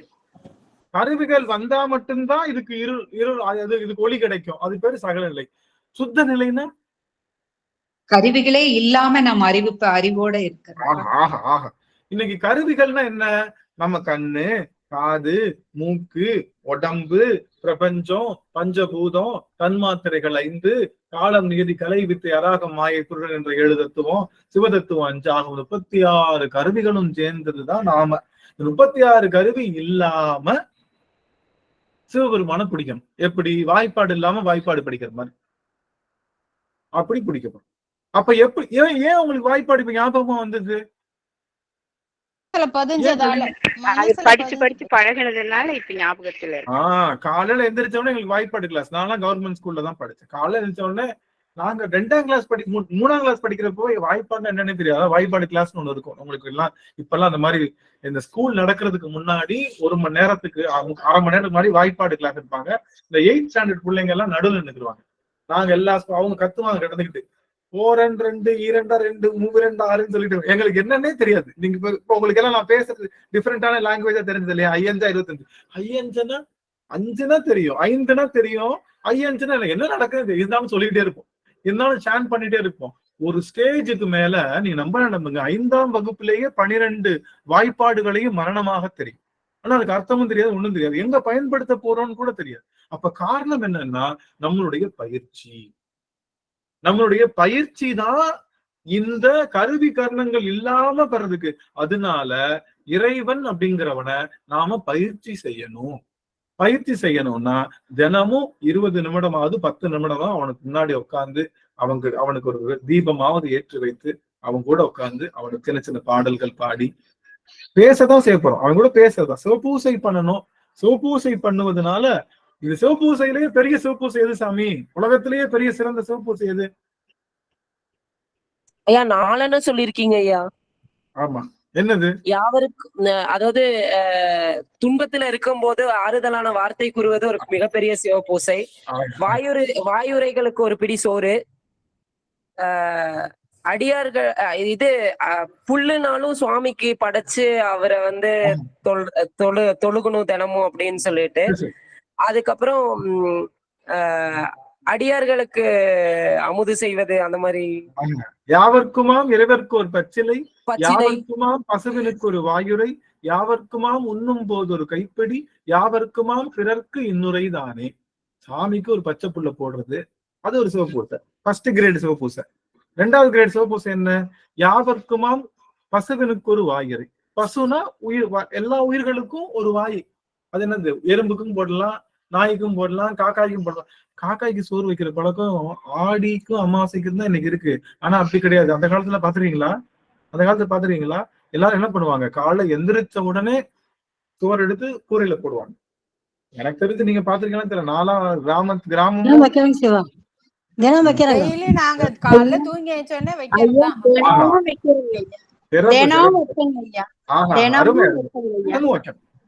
வைக்கிறோம். தண்ணி ஒரு கிணத்துலயுமே சாப்பாடு ஒரு கிணத்துலயும் வந்து கூப்பிட்டு வாங்கிடுங்க ஐயா. வந்து கூப்பிடுங்க. நிறைய பேருக்கு நான் பாத்திருக்கேன். காக்கா எல்லாம் ஃப்ரெண்ட்ஸ் அவங்க கிட்ட கேட்டு வாங்கிட்டு போவாங்க. என்ன சொல்ல வரேன்னா, தினமும் ஒரு உயிருக்கு நம்மளால 1000 பேருக்கு சாப்பாடு போட முடியாது, அவ்வளவு பெரிய. ஆனா ஒரு காக்காய்க்கு 2 பேருக்கு வைக்க முடியும் நம்மளால. இல்ல, அந்த தர்மத்தை சொல்லி கொடுத்துருக்காங்க நம்மகிட்ட, நம்முடைய அருள், நம்ம பெரியவங்க. இன்னைக்கு நமக்கு தெரியுமா? காக்கான் இருக்கிறது எதுதான் பார்க்க முடியுது? காக்காவே பார்க்க முடியல சாமி. எனக்கு தெரிஞ்சு பெரிய காக்காவோட விஷயம் எல்லாம் பார்க்க முடியல, குருவிகள் பார்க்க முடியல, எல்லாத்தையும் அடிச்சு நொறுக்கிட்டோம் நம்ம. சரி, அது இருந்தா தானே நாய் இருக்கு. நாய்க்கு அந்த காலத்துல பாத்தீங்கன்னா வாழையில சாப்பாடுனா கண்டிப்பா வெளியில அந்த மாடுகள் எல்லாம் சாப்பிடும். அதுதான் நமக்கு. அப்ப அந்த மாதிரி இல்ல. அப்ப யாவருக்குமாம் பசுவினுக்கு ஒரு வாயுரை, யாவருக்குமாம் உண்ணும் போது ஒரு கைப்பிடி. சாப்பிட்றப்போ ஒரு கை அளவு. எப்பயுமே இப்ப பாத்துருக்கீங்களா? ஸ்கூல்ல பசங்க எல்லாம் சாப்பிட்றப்போ கண்டிப்பா ஒரு கையை எடுத்து பக்கத்துல இருக்கிற ஃப்ரெண்டுக்கு வச்சுட்டு தான் சாப்பிடுற பழக்கம் இருக்கு இப்பயுமே அப்படி. ஆனா இப்ப எனக்கு தெரிஞ்சு என் பிள்ளைகிட்ட கேட்பேன், என்னமா நீங்க எல்லாம் ஷேர் பண்ணி சாப்பிடுவீங்களான்னு கேட்டேன். எங்க டீச்சர் ஹைஜீனிக் யாருக்கும் கொடுக்க கூடாதுன்னு சொல்லிட்டாங்க. அவங்க சாப்பிட்டது இவங்க சாப்பிட்டு ஹைஜீனிக்கா நாங்கெல்லாம் அவன் சாப்பாடுல இருக்கிற டப்பாவை பிடிங்கி நாங்க சாப்பிடுவோம். நாங்க அப்படிதான் சாப்பிட்டோம். ஹைஜீனிக்ன்ற கான்செப்ட்ல அந்த ஈகை அப்படிங்கிற விஷயமே இல்லாம போச்சு. எல்லாம் ஸ்பூன் கலாச்சாரம் ஆயிடுச்சு. சரி, இப்ப உண்ணும் போது கைப்பிடி. ஒரு உண்ணும் போது நம்ம சாப்பிடும் போது என்ன பண்ணணும்? ஒரு கையளவு பிடி எடுத்து கொடுக்கணும். அப்படி இல்லையா? இல்லைங்க பெருசா டெய்லி நான் யாரு கூடயும் சேர்ந்து சாப்பிடுறேன், தனியா தான் சாப்பிடுறேன் அப்படின்னா சமைக்கிறப்ப என்ன பண்ணணும்? அந்த பானைக்கு பேர் என்னது? அதுக்கு பானைக்கு பேரு தான பானைன்னு சொல்லுவாங்க. தான பானை. டெய்லி சாப்பிட்றப்போ ஒரு பானை வச்சுக்கணும். பானையில ஒரு பிடி அரிசியை அந்த பானையில போட்டுட்டு தான் நம்ம உலைக்கு அரிசியே போடணும். ஒரு பிடி அரிசியை அந்த பானையில போட்டுட்டு தான் உலைக்கு அரிசியே போடணும். அந்த பானை நிறைஞ்சதுக்கு அப்புறம் அந்த பானையை கொண்டு போய் என்ன பண்ணுவாங்க? அதை ஒரு சாக்குல கொட்டுவாங்க. அந்த சாக்கு நிறைஞ்சதுக்கு அப்புறம் இல்லாத அனாத ஆசிரம பிள்ளைங்களுக்கு கொடுப்பாங்க. அது 1 வருஷம் ஆகலாம், 2 வருஷம் ஆகலாம், 10 வருஷம் ஆகலாம். அவங்களால செஞ்ச அந்த அறம், ஒரு நாளைக்கு ஒரு பிடி அரிசி, அவ்வளவுதான் அவங்களால செய்ய முடியும். எப்படியெல்லாம் அறம் சொல்லி கொடுத்துருக்காங்க பாருங்களேன். இது ஒரு சிவபூசைன்னு சொல்றாங்க. இது ஒரு சாப்பிடும் போது அரிசியை உலையில போடுறதுக்கு முன்னாடி ஒரு பிடி அரிசி எடுத்து ஒரு பானையில போட்டுட்டு அரிசியை உலையில போடணும் அப்படிங்கிற தர்மத்தை நமக்கு சொல்லி கொடுத்துருக்காங்க நம்முடைய அந்த தான பானை நிறைஞ்சதுக்கு அப்புறம் ஊர்ல கொண்டு போய் யாராவது இல்லாதவங்க வீட்டுல போய் அதை வச்சுட்டு இருந்தாங்க. கேட்க கூட மாட்டாங்களாம். உங்களுக்கு வேணுமான்னு கேட்க மாட்டாங்களாம். வேணுமான்னு கேட்கணும். அவங்க இல்லாதவங்கன்னு தெரிஞ்சா அவங்களுடைய திண்ணையில போய் அதை சாப்பிட யாரு வச்சாங்கன்னு தெரியாது. வெளியே வந்து பார்த்தா நினைச்சு பாருங்களேன். கொடுத்தவங்களுக்கும் நான் கொடுத்தேன்ற எண்ணம் இல்ல, வாங்குறவங்களுக்கும் தான் வறியவன்ற எண்ணம் இல்ல, வச்சுட்டு போயிருவாங்களா? யாரு கொடுத்துன்னு அவங்களுக்கு தெரியாது. இவங்க எடுத்து இவங்க இது போல இவர்களுக்கு ஒரு வறுமை ஏற்பட்டது அப்படின்னா அவர்களுடைய நிலையை பார்த்து குறிப்பு உணர்ந்து அவர்களுக்கு செய்வார்களாம். தோட்டத்தில் உள்ள காய்கறிகள் எல்லாம் கொடுக்கக்கூடியது. இப்படியெல்லாம் செய்யக்கூடிய அந்த வகையில எல்லாத்துக்கும் நாமளே செஞ்சோம். இன்னைக்கு நாம எல்லாத்தையும் காசு கொடுத்து வாங்கிட்டு வரோம். இல்ல, கருவேப்பிலை முதற்கொண்டு காசு கொடுத்து வாங்குறோம். எப்படி கொடுக்க முடியும்? பக்கத்து இருக்காரங்க கருவேப்பிலை கேட்டா கொடுக்க முடியுமா? கொடுக்க முடியுமா? இப்பெல்லாம் அந்த காலத்துல கருவேப்பிலை எல்லாம் நம்ம வீட்லயே விளையும். பின்னாடி செடி இருக்கும், ஒடிச்சுக்கோங்க. முருங்கைக்கீரை இருக்கும், தோட்டம் இருக்குதுங்கய்யா. தோட்டம் இருக்கிறப்ப அதுல விளையிறது பக்கத்துல எல்லாரும் கொடுப்போம். ஆமா, தோட்டத்துல விளையிறது. இன்னைக்கு பாத்தீங்கன்னா அவரைக்காய் இந்த சீசன், இது அவரைக்காய் சீசன்ல கொடி வளரும். ரொம்ப அவரைக்காய் வந்ததுன்னா கண்டிப்பா எல்லா அவரைக்காயும் நம்ம சாப்பிட முடியாது. 2 நாள் விட்டுட்டோம்னா முத்தி யாருக்குமே பயனில்லாம போயிடும். அதனால அறுத்து எல்லாத்துக்கும் கொஞ்சம் வழக்கமாவே இருந்தது நம்மளுக்கு. இன்னைக்கு நமக்கு ஒரு ஒரு கூடையில அவரைக்காய் செடி போட முடியுதா? போடுறதுக்கு நேரம் தான் இருக்கா நம்மளுக்கு இல்ல ஐயா? இப்பெல்லாம் யாருக்காவது கொடுத்தா கூட வாங்க மாட்டாங்க ஐயா. இப்ப இருக்கிற பக்கத்துல இருக்கிறவங்க எல்லாம் இல்ல இது எப்படி தெரியுமா குடுக்குறாங்க? இவங்க குடுக்குறப்போ நாங்க எங்க வீட்டுல தவசம் வச்சோம், எங்க தாத்தாவோட தவசம் போய் கொடுக்கணும். அவங்க எனக்கு பயப்படுறாங்க, ஐயோ தாத்தாவுக்கு என்னமோ அதனால வந்துருமோ. அப்படிலாம் கிடையாது. அப்படி சொல்லி கொடுக்கறதுனாலதான் பயப்படுறாங்க எல்லாரும். அவங்க ஒண்ணு தெரிஞ்சுக்கோங்க, யாருடைய வினையும் யாருக்கும் டிரான்ஸ்பர் பண்ண முடியாது. சப்போஸ் டிரான்ஸ்பர் பண்ண முடியும்னு இருந்துச்சுன்னு வச்சுக்கோங்களேன், பேச்சு என் வினையை உங்களுக்கு டிரான்ஸ்பர் பண்ண முடியும் அப்படின்னு இருந்துச்சுன்னா, அல்லது உங்க வினையை நான் டிரான்ஸ்பர் பண்ண முடியும் இருந்துச்சுன்னா, நான் என்ன பண்ணுவோம்? டக்குன்னு டிரான்ஸ்பர் பண்ணுவோமா இல்லையா? ஓடிபியை போட்டு எல்லாத்துக்கும் டிரான்ஸ்பர் பண்ணிடுவோம். டிரான்ஸ்பர் பண்ணிட்டு நம்ம சார் ஃப்ரீயா அப்பாடா என் வினை எல்லாத்துக்கும் டிரான்ஸ்பர் பண்ணிட்டேன், நான் ஃப்ரீ பாகும். அந்த மாதிரி ஒரு விஷயத்த சைவத்துல இல்லவே இல்லை. நீங்க என்ன தவம் செய்தாலும் தானம் செய்தாலும் உங்களுடைய வினையை மற்றவர்களுக்கு நீங்க கொடுக்க முடியாது. நீங்க எல்லாரும் இந்த ஜோசியக்காரன் சொல்லுவார்ல, உங்களுக்கு ஒரு வினை இருக்குங்க, எல்லாம் சர்க்கரையும் பிடிச்சு எங்க போய் நின்னுக்குங்க, நம்ம நவகிரகத்துல நின்றுட்டு சனீஸ்வர பெருமானுக்கு வச்சுட்டு வர்றவங்க எல்லாத்துக்கும் நீங்க கொடுங்க. அப்ப அங்க போய் யாராவது வாங்குவாங்க? நினைச்சு பாருங்க. இவன் என்ன பாவம் பண்ணாலும் படுபாவி, அந்த பாவத்தை இந்த சர்க்கரையும் எல்லாம் கொடுத்து நம்ம கொடுக்குறானா, நீயே வச்சுக்கடா போடா அப்படின்னு வாங்க மாட்டாங்க. அதுதான் காரணம். அப்போ அப்படி கிடையாது, அந்த காலத்துல அப்படி கிடையாது. சாப்பாடு போடுறதுதான் தானம். இந்த எள்ளு கொடுக்கறது, இந்த உளுந்து கொடுக்கறது, இந்த இது கொடுக்குறது அப்படிலாம் இல்ல. தலவாழை இலை போட்டு சாப்பிடுவோம், அவ்வளவுதான். இன்னைக்கு சாப்பாடு போட்டா சாப்பிட்றதுக்கு யாரா வேணாலும் இருக்காங்க. தவசம் வீடா இருந்தாலும் எந்த வீடாலும் சாப்பிட ரெடியா இருக்கு. நம்ம அது அன்னைக்கு மட்டும்தான் நம்ம தானம் பண்றோம், அதனால பயப்படுறாங்க எல்லாரும் வாங்குறதுக்கு. தானம் என்பது எல்லா நாளும் பண்றது, நல்ல நாளைக்கு கண்டிப்பா பண்ணவே ஆகணும் அப்படிங்கிற மாதிரி ஒரு விஷயம். சரி, அப்ப யாவருக்குமாம் உண்ணும் போது ஒரு கைப்பிடி, யாவருக்குமாம் பிறருக்கு இன்னுரை தானம் இல்ல. என்னால அந்த தொண்டு கூட செய்ய முடியலங்க, தினமும் ஒரு பிடி அரிசி கூட என்னால போட முடியலங்க, எனக்கு கஷ்டமா இருக்கு அப்படின்னு நினைச்சா நீங்க என்ன சொல்லலாம்? யாரெல்லாம் கஷ்டப்பட்டு இருக்காங்களோ கவலைப்படாதீங்க, சொக்கநாதர் இருக்காரு, கவலைப்படாதீங்க, சிவபெருமான் இருக்காரு. உங்களுக்கு ஒரு நாளும் குறை வராது, நல்லா இருப்பீங்க, அருமையா இருப்பீங்க. உங்களுக்கு பெருமான் எப்பொழுதும் அருள் செய்வார்னு சொல்ற ஒரு வார்த்தை இருக்கு இல்லையா, அதுதான் எல்லா சிவபூசைகளையும் சிறந்த சிவபூசை. எனக்கு ஒவ்வொரு வாரமும் ஒரு ஆசையை சொல்லிக்கிட்டு இருக்கேன், இது இந்த மாதமும் ஒரு ஆசையை சொல்றேனே, அது நடக்கல, அது நமக்கு பெரிய விஷயம் இல்லை. ஒவ்வொரு வாரமும் என்னடா இவன் எப்படியே லிஸ்ட போட்டு ஏதாவது ஆசைன்னு சொல்லி எல்லாத்தையும் நம்மள ஏதாவது செய்ய விட்டுருக்காங்க. எனக்கு ஒரு ஆசை என்னன்னா, இந்த பிறருக்கு இன்னுரை தானேன்னு சொல்றோம்ல, அதுக்கு எப்படி ஜீசஸ் கால்ஸ்ன்னு சொல்லி வச்சு எல்லாருக்கும் போன் பண்ணி எங்களுக்கு ஏதாவது பஞ்சாயத்துனா நீங்க எங்களுக்காக சாமி கிட்ட வேண்டிக்கோங்க அப்படின்னு சொல்லுவது போல நம்மளுடைய சிவபெருமானுக்கு ஒரு கால் சென்டர் இருக்கணும். எல்லாரும் கால் பண்ணி எனக்கு பஞ்சாயத்துங்க, அவன்கிட்ட நீங்க ரெக்கமெண்ட் பண்ண முடியுமாங்க அப்படின்னு சொல்லும் போது, சரிங்க நான் உங்களுக்காக சொல்றோம் அப்படின்னு ஆறுதல். ஏன்னா ஒரு காலத்துல எல்லாரும் கோயிலுக்கு போனாங்க, 4 நல்லவங்களை பார்த்தாங்க, பெரியவங்க காலில் விழுந்தாங்க. அது இப்ப எல்லாமே ஆன்லைன்ல இருக்குல்ல, அதாவது ஒரு கால் சென்டர் மாதிரி ஒரு 24 மணி நேரமும் யார் வேணாலும் எப்ப வேணாலும் கால் பண்ணலாம், அவங்களுடைய குறைகளை சொல்லலாம். சொன்ன உடனே அவர்களுக்காக ஒரு சில பதிகங்கள் பாடி அவர்களை ஆற்றுப்படுத்துறது அப்படின்னு ஒவ்வொருத்தவங்களுக்கும் இப்போ 1 மணி நேரத்துக்கு இப்போ 24 மணி நேரம் இருக்கா, 1 மணி நேரம் ஆனந்த், 1 மணி நேரம் மதிலம்மா, 1 மணி நேரம் சுதாம்மா, 1 மணி நேரம் சுசிலாமா அப்படின்னு வருஷத்துக்கு ஒரு 2-3 மணி நேரம் மட்டும் ஸ்பெண்ட் பண்ற மாதிரி அத்தனை பேரையும் பிரிச்சு அத்தனை பேருக்கு அந்த கால் சென்டர் மாதிரி எப்ப வேணாலும் கால் பண்ணாலும் எல்லாருக்கும் இன்னுரை கிடைக்கும் அப்படின்ற ஒரு நிலைப்பாடை பண்ணுவான். ஏன்னா அவங்க அந்த செஞ்ச விஷயங்கள் பார்க்கும்போது எனக்கு அப்படி ஒரு ஆசை இருக்கு. இப்ப இல்ல, இன்னும் கொஞ்ச நாள் கழிச்சு கண்டிப்பா அதை இம்ப்ளிமெண்ட் பண்ணணும். 24 hours கால் சென்டர் மாதிரி போட்டு எல்லாருக்கும் காசை கொடுத்து, எப்ப யாரு கால் பண்ணாலும் நல்லா இருப்பீங்க, நல்லது நடக்கும், ஒண்ணும் ஆகாது, ஐயா நமக்கு ஆல்ரெடி திருவாசகம் இருக்குங்க ஐயா. ஆமா, திருவாசகம் இருக்கு அப்படிங்கிறப்போ நம்ம அடியார்கள் இருக்காங்க இல்லையா, அவங்க எல்லாருக்குமே தெரியும் அந்த மேஜிக். நம்ம அடியார்கள் இருக்கக்கூடிய மேஜிக் இருக்கு. இது அடியார்களுக்கு மட்டும் இல்ல, சாமானியர்களுக்கும் போய் சேரணும்னு ஆசை. சாமானியர்களுக்கும் பிரச்சனை இருக்கா, உடனே அவங்க கால் பண்ணி சொல்லணும், உங்க பிரச்சனைக்கு கவலைப்படாதீங்க, பெருமை எல்லா பிரச்சனை எங்க போறோம், ஜோசியக்காரன்ட்ட போறோம், இல்லாட்டி சூனியம் வைக்கிறவன்ட்ட போறோம், அவ்வளவுதான். அவன் நல்லா இருக்க கூடாது, அது மாதிரி இல்லாம நல்லதே நடக்கும்னு சொல்றதுக்கு ஒரு வாய்ச்சொல் தருவதற்கு இருக்கணும். அந்த காலத்துல எல்லாரும் ஒரு கூட்டு குடும்பமா இருந்தோம். அதனால ஏதாவது முகக்குறிவை பார்த்த உடனே சித்தப்பா கூப்பிட்டுருவாரு, என்ன தங்கம் என்னாச்சு, அதெல்லாம் ஒண்ணும் இல்லப்பா, சரியா போயிடு, இது மாதிரி கஷ்டம் நாங்க பட்டிருக்கோம்ப்பா, இதோட பெரிய கஷ்டம் நாங்க பட்டுக்க போனா அவங்களுடைய வாழ்க்கை வரலாறு சொல்லும் போது அவன் படுற கஷ்டம் ஒண்ணுமே இல்லைன்னு தோணி அதுக்கப்புறம் ஒரு மனசுக்குள்ள ஒரு உத்வேகம் நாம எல்லாரும் முன்னாடி பயணிப்போம். இன்னைக்கு வீட்டுல யாரு கிடையாது, சித்தப்பாவும் கிடையாது, தாத்தாவும் கிடையாது, பாட்டி கிடையாது, பெரியம்மா கிடையாது, பெரியப்பா இனி வர ஜென்ரேஷனுக்கும் கிடையாது. ஏன் எல்லார் வீட்டுக்கும் ஒரே ஒண்ணு கீரை கொத்து, ஒரு கீரை கொத்து தான், அந்த ஒரு கீரை கொத்துக்கு அத்தையும் கிடையாது, சித்தப்பாவும் கிடையாது, யாரும் கிடையாது, சித்தியும் கிடையாது. அந்த கீரை கொத்து என்ன பண்ணும், அப்படியேதான் இருக்கும். அது மாதிரியான ஒரு பழக்கம் ஆயிடுச்சு. சரி, நாமெல்லாம் பேர் பெற்றவர்கள். யாரு?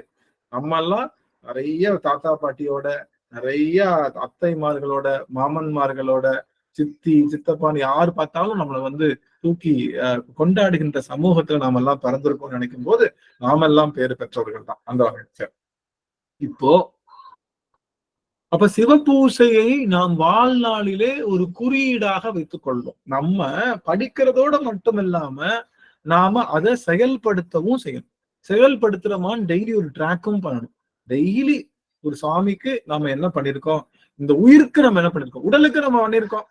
சாம்பார் சாப்பிட்டோம், ரசம் சாப்பிட்டோம், காசு சம்பாதிச்சோம், வீடு வாங்கணும், பிள்ளைங்க இருக்கு, இதெல்லாம் நம்ம உடலுக்கான பொருள். உயிருக்கு இந்த இன்னைக்கு என்ன சேர்த்து வச்சோம், உயிருக்கான பொருள் என்ன? ஈதல் இசைப்பட வாழ்தல் அது வல்லது ஊதியம் இல்லை உயிருக்கு.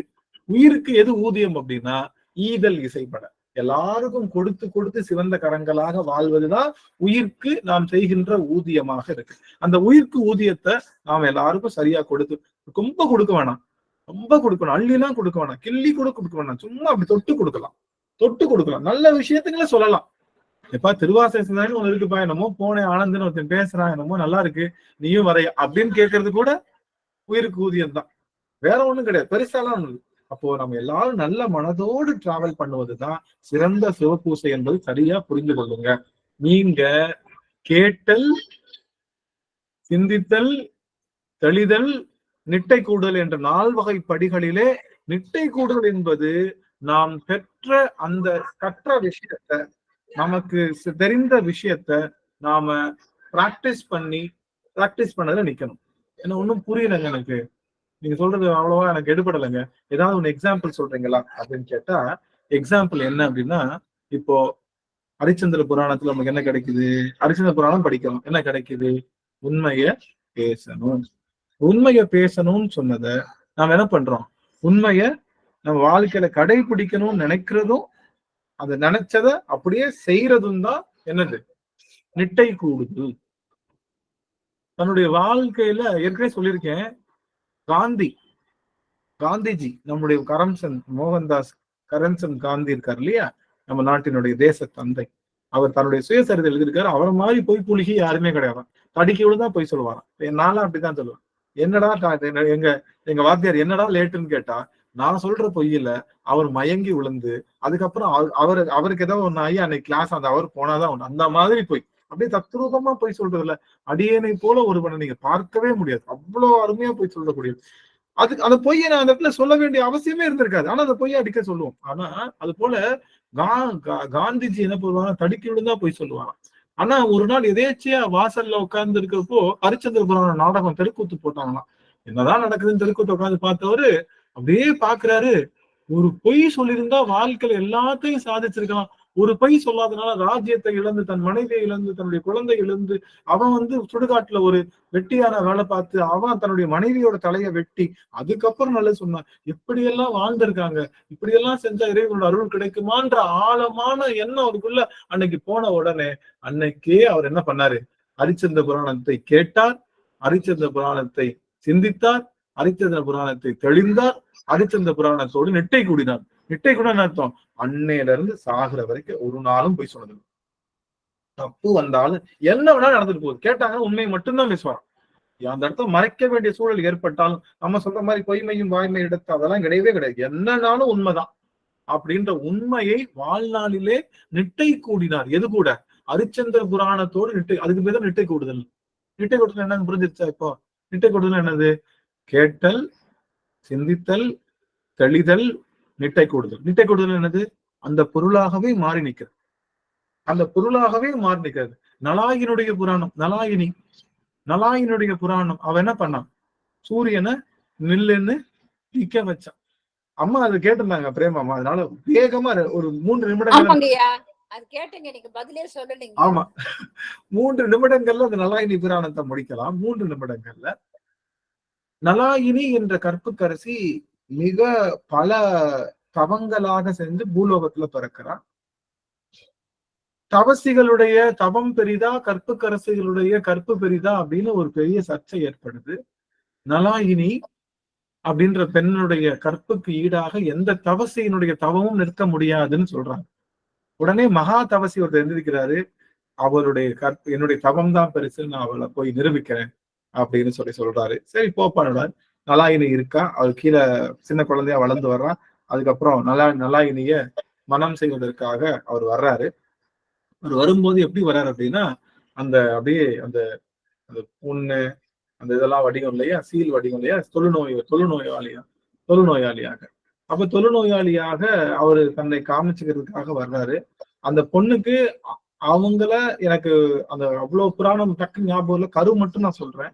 அப்ப அந்த பொண்ணுக்கு அவங்க திருமணம் நிகழுது. திருமணம் ஆனதுக்கு அப்புறம் அந்த பெண் வந்து அவரை வந்து அவரை தன்னுடைய வேணுக்குமே அவலட்சணமா வச்சுக்கிட்டா அந்த பொண்ணு அந்த கணவனை விட்டுட்டு வேற யாரு கூடயாவது போயிடுவான்றது அவர் தவசியோட எண்ணம். ஆனாலும் அந்த பொண்ணு வந்து அவரை தான் கணவனா நினைச்சு வழிபாடு செய்யறாங்க. ஆனா ஒரு பெண்ணுக்கு ரொம்ப பொசசிவ் என்னன்னா, தான் இருக்கும்போது தன்னை விட்டு இன்னொரு பெண்ணோடு அவன் போறான்றது அந்த பெண்ணுக்கு ரொம்ப பிடிக்காத ஒரு விஷயம். அதனால இவர் என்ன சொல்றாருன்னா, இந்த மாதிரி என்னை வந்து ஒரு தாசி விட்டு கூட்டிட்டு போ, உன்னை பார்த்தாலும் எனக்கு பிடிக்கல, நான் தாசியோட தான் வந்து இருந்துக்கணும் அப்படின்னு சொல்லி அவர் வந்து சொல்ல, அந்த அம்மாவும் தாசி விட்டு கூட்டிட்டு போறாங்க. இந்த அம்மா கொண்டு போய் இந்த மாதிரி என்னுடைய கணவனோடனே அவரை பார்த்துட்டு இந்த பொண்ணு ஒத்துக்கவே மாட்டேங்குது. ஐயோ இந்த மாதிரி ஆளெல்லாம் நான் கூட எல்லாம் இருக்க மாட்டேன்னு சொன்ன உடனே இவர் உடனே வந்து அந்த அம்மாட்ட கையில காலில் விழுந்து இந்த பொண்ணு பரிதவிக்கிறத பார்த்து இந்த அம்மா சரி ஓகே அப்படின்னு சொன்ன உடனே உள்ள வர்றாரு. அந்த அந்த அந்த மகா தவசி இப்போ எப்படி இருக்காரு, தொழுநோயாளியா இருக்காரு. உள்ள வந்து பாக்குறாரு. பார்த்தா அவரு என்ன பண்றாரு, இந்த மாதிரி அந்த அம்மா வந்து வருது. உடனே ஒரு மகா தவசியா மாறிடுறாரு. அம்மா என்ன நீ தொற்றாத, நான் பல யுகங்களாக பிரம்மச்சரிய தவம் செய்து வர்றேன். வெளியில ஒருத்தி இருக்காளே, அவருடைய கற்பு நெறிய சோதிப்பதற்காகத்தான் பூலோகத்துக்கே வந்திருக்கேன், அதனால நீ தொடாதோடனே அவர் வணங்கி வழிபடுறா. திரும்ப அவர் போறாரு. இந்த அம்மா என்னப்பா அங்க போ இங்க போன்னு சொல்றப்போ தன்னுடைய தலையில கூடையில அவரை சுமந்து, தொழுநோயாளியா இருக்கக்கூடிய அவரை சுமந்து அவர் போயிட்டு இருக்காங்க. அவரு போயிட்டு இருக்கிறப்போ ஒருவருக்கு வந்து அந்த கழுன்னு சொல்லுவாங்க, கழுமரத்துல ஒருவரை வந்து தவறான தண்டனை, இன்னொரு தவசிக்கு தண்டனை கொடுத்துட்றாங்க. அவருக்கு கொஞ்சம் கொஞ்சமா குத்தி ஏத்திக்கிட்டே இருக்கு. இவர் போயிட்டு இருக்கிறவர் கால் என்ன பண்ணிருக்கு, கழுமரத்தை தட்டிருக்கு. தட்டினோன்னு என்ன ஆகும், ஏற்கனவே கழுமரம் உள்ளுக்குள்ள போயிட்டே இருக்கு. தட்டின உடனே சரக்குன்னு கொஞ்சம் உள்ளுக்குள்ள போன உடனே அந்த வலி வேதனையில இதற்கு காரணமான அவருடைய தலையானது மறுநாள் சூரியோதயத்திலே சுக்கு நூறாக வெடிக்க கடவுன்னு சொல்லி அங்க இருக்கக்கூடிய அந்த மகா தவசி வந்து அவர் இன்னொருத்தர் வந்து இது கொடுத்துடுறாரு. இதை கேட்ட அம்மையார் வந்து பரிதவிச்சு போறாங்க. என்னுடைய கணவன் வந்து என்னுடைய தலை வந்து துண்டு துண்டா வெடிக்கும். எப்ப வெடிக்கும், கதிரவன் காலை சூரியன் உதிச்சாதானே வெடிக்கும். இனிமே சூரியனே நீ வெளியில வராத அப்படின்னு சொல்லி, நான் உண்மையான தர்ம பத்தினியாக இருந்தால், கற்பு நெறியோடு வாழ்வது உண்மையானால், பிறந்த நாள் முதல் என்னுடைய கணவன் ஒருவரை மட்டுமே நினைத்திருப்பது உண்மையானால், நான் வணங்குகின்ற சூரிய பகவானே, சூரியனே, இனிமே நீ வந்து வெளியில வராத அப்படின்னு ஒரு ஆணை இடுகின்றால், அந்த ஆணையை அந்த சூரியனானது அப்படியே கட்டுப்படுகின்றது. நாட்கள் நகருகின்றது, நாளிகைகள் நகருகின்றது. ஆனாலும் சூரியன் வரல. உலகம் அனைத்தும் ஸ்தம்பித்து நிக்குது. அப்படியே என்ன பண்றாரு, உடனே எல்லாரும் வந்து அம்மாட்ட காலில் விழுந்து அழுகுறாங்க. அம்மா இந்த மாதிரி இந்த சாபத்தை நீங்க எடுத்துக்கொள்ளணும். இல்ல என்னுடைய கணவருடைய தலை வெடித்து போகணும். உங்க கணவர் இல்ல, அவர் மகா தவசி, அவர் உங்களை ஸ்டெக் பண்ணதான் வந்தாருன்னு சொன்னா இவரும் தன்னுடைய பழைய நிலைமைக்கு உருமாறி அவர் அப்படியே எழுந்திருச்சு வர்றாரு. அதுக்கப்புறம் திரும்பவும் இந்த அம்மா சூரியனை வர சொல்லி, சூரியன் வந்ததாக சொல்லி அவருடைய கற்பு நெறியானது அங்கே பறைசாற்றப்படும். இப்ப இதை பார்க்கும்போது பெண்கள் கற்ப நெறியில இருக்கணும் அப்படிங்கிறத சொல்லி வளர்க்கிறது. தன்னுடைய கணவன் நமக்கு முக்கியம், கணவனை தவிர வேற யாரும் நமக்கு முக்கியம் இல்லை அப்படிங்கிற எண்ணத்தை பெண்களுக்கு சொல்லி வளர்த்தனால இத்தனை ஆண்டு காலமாக தமிழகமானது, இந்தியா ஆனது உலகமே போற்று வேக்கக்கூடிய நிலை. உலகத்திலேயே சிறந்த தாய் யாருன்னா ஆப்பிரிக்கன் தாய் தான். உலகத்திலேயே சிறந்த தாய் யாருன்னா ஆப்பிரிக்கன் தாய். ஏன்னா அவர்கள் பாத்தீங்கன்னா தன்னுடைய குழந்தைகளை தன்னுடைய இடுப்புல கட்டிட்டு கிட்டத்தட்ட பல காலமா வச்சுட்டு இருப்பாங்க. உலகத்திலேயே சிறந்த தாய் ஆப்பிரிக்கன் தாய். உலகத்திலேயே சிறந்த தாரம் என்பது இந்திய தாரம் சொல்லுவாங்க. உலகத்திலேயே சிறந்த தாரம் இந்திய தாரம். ஏன்னா இவர்கள் மட்டும்தான் டிவோர்ஸே இல்ல. இன்னைக்குதான் டிவோர்ஸ் ரேட் கூடி போச்சு. ஏன் டிவோர்ஸ் ரேட் இன்னைக்கு கூடி போச்சு, நலாயினி கதை தெரியாது, கற்புனா என்னன்னு தெரியாது, நமக்கு நெறினா என்னன்னு தெரியாது. ஏன் நாங்க மட்டும் கற்பனை நிற்கிறோம், நாங்கெல்லாம் தந்தை பெரியாரோட வழி வந்தவர்கள், நாங்கெல்லாம் வந்து அப்படி இருக்க மாட்டோம் அப்படின்னு சொல்லி நாங்க பெண்ணியம் பேசுறோம்னு சொல்லி பெண்களுக்கான அந்த ஒரு தன்மையவே மாற்றி அடைகின்றோம். அதனால அது சொல்லி தரதுக்கு ஆள் இருக்காங்களா, இல்ல. அது சொல்ல அது இந்த பஞ்ச பஞ்சகன்னிகா மந்திரம் ஐயா தான் சொல்லுவாங்கன்னு நினைக்கிறேன். ஐயா அவர் பேர் என்ன, சுவாமி ராகவன் சுவாமி. பஞ்சகன்னிகா மந்திரம்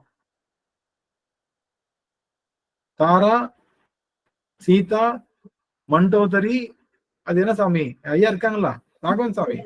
5 பத்தினிகளுக்கு இங்க ஏத்த பேருங்கய்யா. ஆமா சுபத்ரா இல்ல அம்மா இல்ல ஆமா தாரா, தாரா, மண்டோதரி, அது ஒரு பஞ்சகன்னிகா ஸ்தோத்திரம் ஒண்ணு இருக்கு. நீங்க நெட்ல வேணா தேடி பாருங்க. பஞ்சகன்னிகா ஸ்தோத்திரம் அப்படின்னு சொல்றது 5 கன்னிகைகள், 5 பெண்களுடைய வாழ்க்கை. அது என்ன பண்ணுவாங்கன்னா காலையில எந்திரிச்சு, நல்லா கவனிக்கலாம் ஒரு நிமிஷம், இதெல்லாம் நான் சொல்ல வேண்டிய, எனக்கு இந்த பாரம்பரியத்தை கொண்டு வரணும்ன்றது என்னுடைய ஆசை. இது எத்தனை பேர் கடைபிடிக்கிறீங்கன்னு எனக்கு தெரியாது, ஆனா அதை நான் சொல்ல வேண்டிய என்னுடைய கடமை தானே. ஏன்னா எனக்கு பாரம்பரியத்தை காப்பாற்றணும்ன்றது என்னுடைய பொறுப்புல ஒண்ணு. அப்போ அவங்க என்ன பண்ணுவாங்க, அந்த காலத்துல பாஞ்சாலி, சீதா, அகலிகை, திரௌபதி, சீதை, தாரை, மண்டோதரி. அகலிகை, திரௌபதி, சீதை, தாரை, மண்டோதரி. ஆமா, இவங்களுக்கு ஒரு மந்திரம் இருக்கு. இந்த மந்திரம் இருக்கு. இப்போ அந்த ஒரு 5 பேருடைய பேரை சொல்லி சம் மந்திரம் இருக்கு. அந்த மந்திரம் போட சொல்றேன் ஐயா, நம்ம திருவாசகங்களை போட்டுருவாங்க. அந்த காலத்துல என்ன பண்ணுவாங்கன்னா, ஒரு பிடி அரிசிய எடுத்து விறகுல மூட்டுவாங்க இல்லையா, நெருப்பு மூட்டுவாங்கல்ல, நெருப்பு மூட்டி தானே உழ வைப்பாங்க. நல்லா கவனிக்கிறோம். நெருப்பு மூட்டி உழ வைக்கிறதுக்கு முன்னாடி கையில அந்த அரிசி எடுத்து இந்த 5 பேருடைய பேரை சொல்லி அந்த நெருப்புல அந்த அரிசி போட்டு அதுக்கப்புறம் தான் உழ பண்ண பானையை மேல வைக்கணும். திரும்ப உலைய கழுவி உள்ள போடுறதுக்கு முன்னாடி என்ன பண்ணணும், ஒரு பிடி அரிசி எடுத்து ஒரு பானையில போடணும். 2 அரிசி போடுறோமா இப்ப உங்களுக்கு தெரிஞ்சிருச்சா? 2 அரிசி, ஒண்ணு உலை இல்ல நெருப்புல போடுறதுக்கு ஒரு அரிசி, நெருப்புல போட்டதுக்கு அப்புறம் அந்த உலை பானையில போட்டதுக்கு அப்புறம் கொஞ்சம் போல எடுத்து பானையில கழுவுறதுக்கு முன்னாடியே ஒரு பானையில கொஞ்சம் போல அரிசி போட்டதுக்கு அந்த அரிசி போடுறப்ப சொல்லுவாங்க 5 பெண்கள், திரௌபதி, மண்டோதரி, தாரா, சீதா, சுபத்ராவா யார் சம்திங் அந்த மாதிரி 5 பேருடைய என்ன சுவாமி திரௌபதின்னு சொன்னாங்கய்யா. அகலிகை. இந்த 5 பேரோட பேரை சொல்லி ஏன் சொல்லுவாங்கன்னா, பெண்களுக்கு அம்மா இந்த 5 பேருடைய பெண்களுடைய புராணத்தை நீ கேட்டு பாரு, இவங்க பட்ட கஷ்டம் மாதிரி ஒரு நாளும் உன் வாழ்க்கையில பட முடியாது, வந்திருக்காது. நீ நினைச்சிட்டு இருக்க உன் வாழ்க்கையில நீ மட்டும்தான் கஷ்டப்பட்டு இருக்கன்னு. இருகோடுகள் தத்துவம் இருக்குல்ல, நீங்க ரொம்ப கஷ்டமா இருக்கிறப்போ அந்த காலத்துல கஷ்டப்பட்டு இந்த பெண்கள் சொல்லும் போது, ஆனா போமா நீ என்ன கஷ்டப்பட்டு இருக்க, நான் பட்ட கஷ்டம் என்னன்னு ஒருத்தவங்க சொல்லுவாங்க ஒரு காலத்துல. அப்படி சொல்லும் போது என்ன நடக்கும், அப்ப இவங்க பட்ட கஷ்டத்துக்கு நம்ம பட்ட கஷ்டம் இல்லைன்னு சொல்லிட்டு அந்த பொண்ணு தான் கஷ்டத்தை ஒரு பெருசா நினைக்காம அடுத்த விஷயத்துக்கு ஷிஃப்ட் ஆயிடுவான். இப்ப என்ன நடக்குது, என்ன உங்க வீட்டுக்காரரு 10,000 ரூபாய்க்கு சேலையா, எங்க வீட்டுக்காரரு 15,000 ரூபாய்க்கு சேலை வாங்கி கொடுத்துருக்காரு.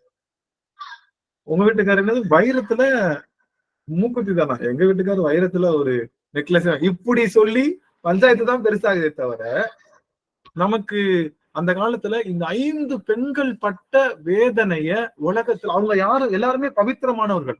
இந்த 5 பேருமே எந்த தப்பும் செய்யாதவங்க, எந்த தப்பும் செய்யாம இருக்கிற 5 பெண்களுக்கு இவ்வளவு அகல்யா, திரௌபதி, குந்தி, தாரா, மண்டோதரி, ததா ஐயா போட்டுட்டாங்க. ஐயா ராகவன் ஐயா போட்டாங்க ஏற்கனவே போனோடய. குந்தி, தாரா, மண்டோதரி, ததா பஞ்சகன்யா, ஸ்மரேந்தித்யா, மகாபாதக நாசினி அப்படின்னு சொல்லி அந்த நீங்க இதுல பாத்தீங்கன்னா போட்டிருக்காரு ஐயா, நம்ம மெசேஜஸ்ல போட்டிருக்காரு. அப்போ இந்த மந்திரத்தை தினமும் சொல்லி கொடுத்தாங்க எல்லாரும், தாய்மார்கள் தன்னுடைய குழந்தைகளுக்கு, பெண் குழந்தைகளுக்கு. அந்த மந்திரத்தை அந்த வரலாறு ஒரு நாளைக்கு சொல்லுங்க ஐயா. மந்திரத்தையும் வரலாறு. இப்ப நான் இந்த மந்திரத்தையும் இந்த வரலாறையும் குழந்தைகளுக்கு சொல்லி கொடுத்தனால அந்த குழந்தைகளுக்கு வரக்கூடிய ஒவ்வொரு பிரச்சனையும் என்ன பண்ண மாட்டாங்க, யோசிச்சு பார்ப்பாங்க. அப்பா அந்த அம்மாட்ட பட்ட பிரச்சனையை விட நம்ம பண்ணிருக்கோம், அந்த அம்மா எதுவுமே தப்பு பண்ணல, நம்மளாவது தப்பு பண்ணிருக்கோம், தப்பு பண்ணாதான் பஞ்சாயத்து வந்திருக்கு, அந்த அம்மா தப்பே பண்ண.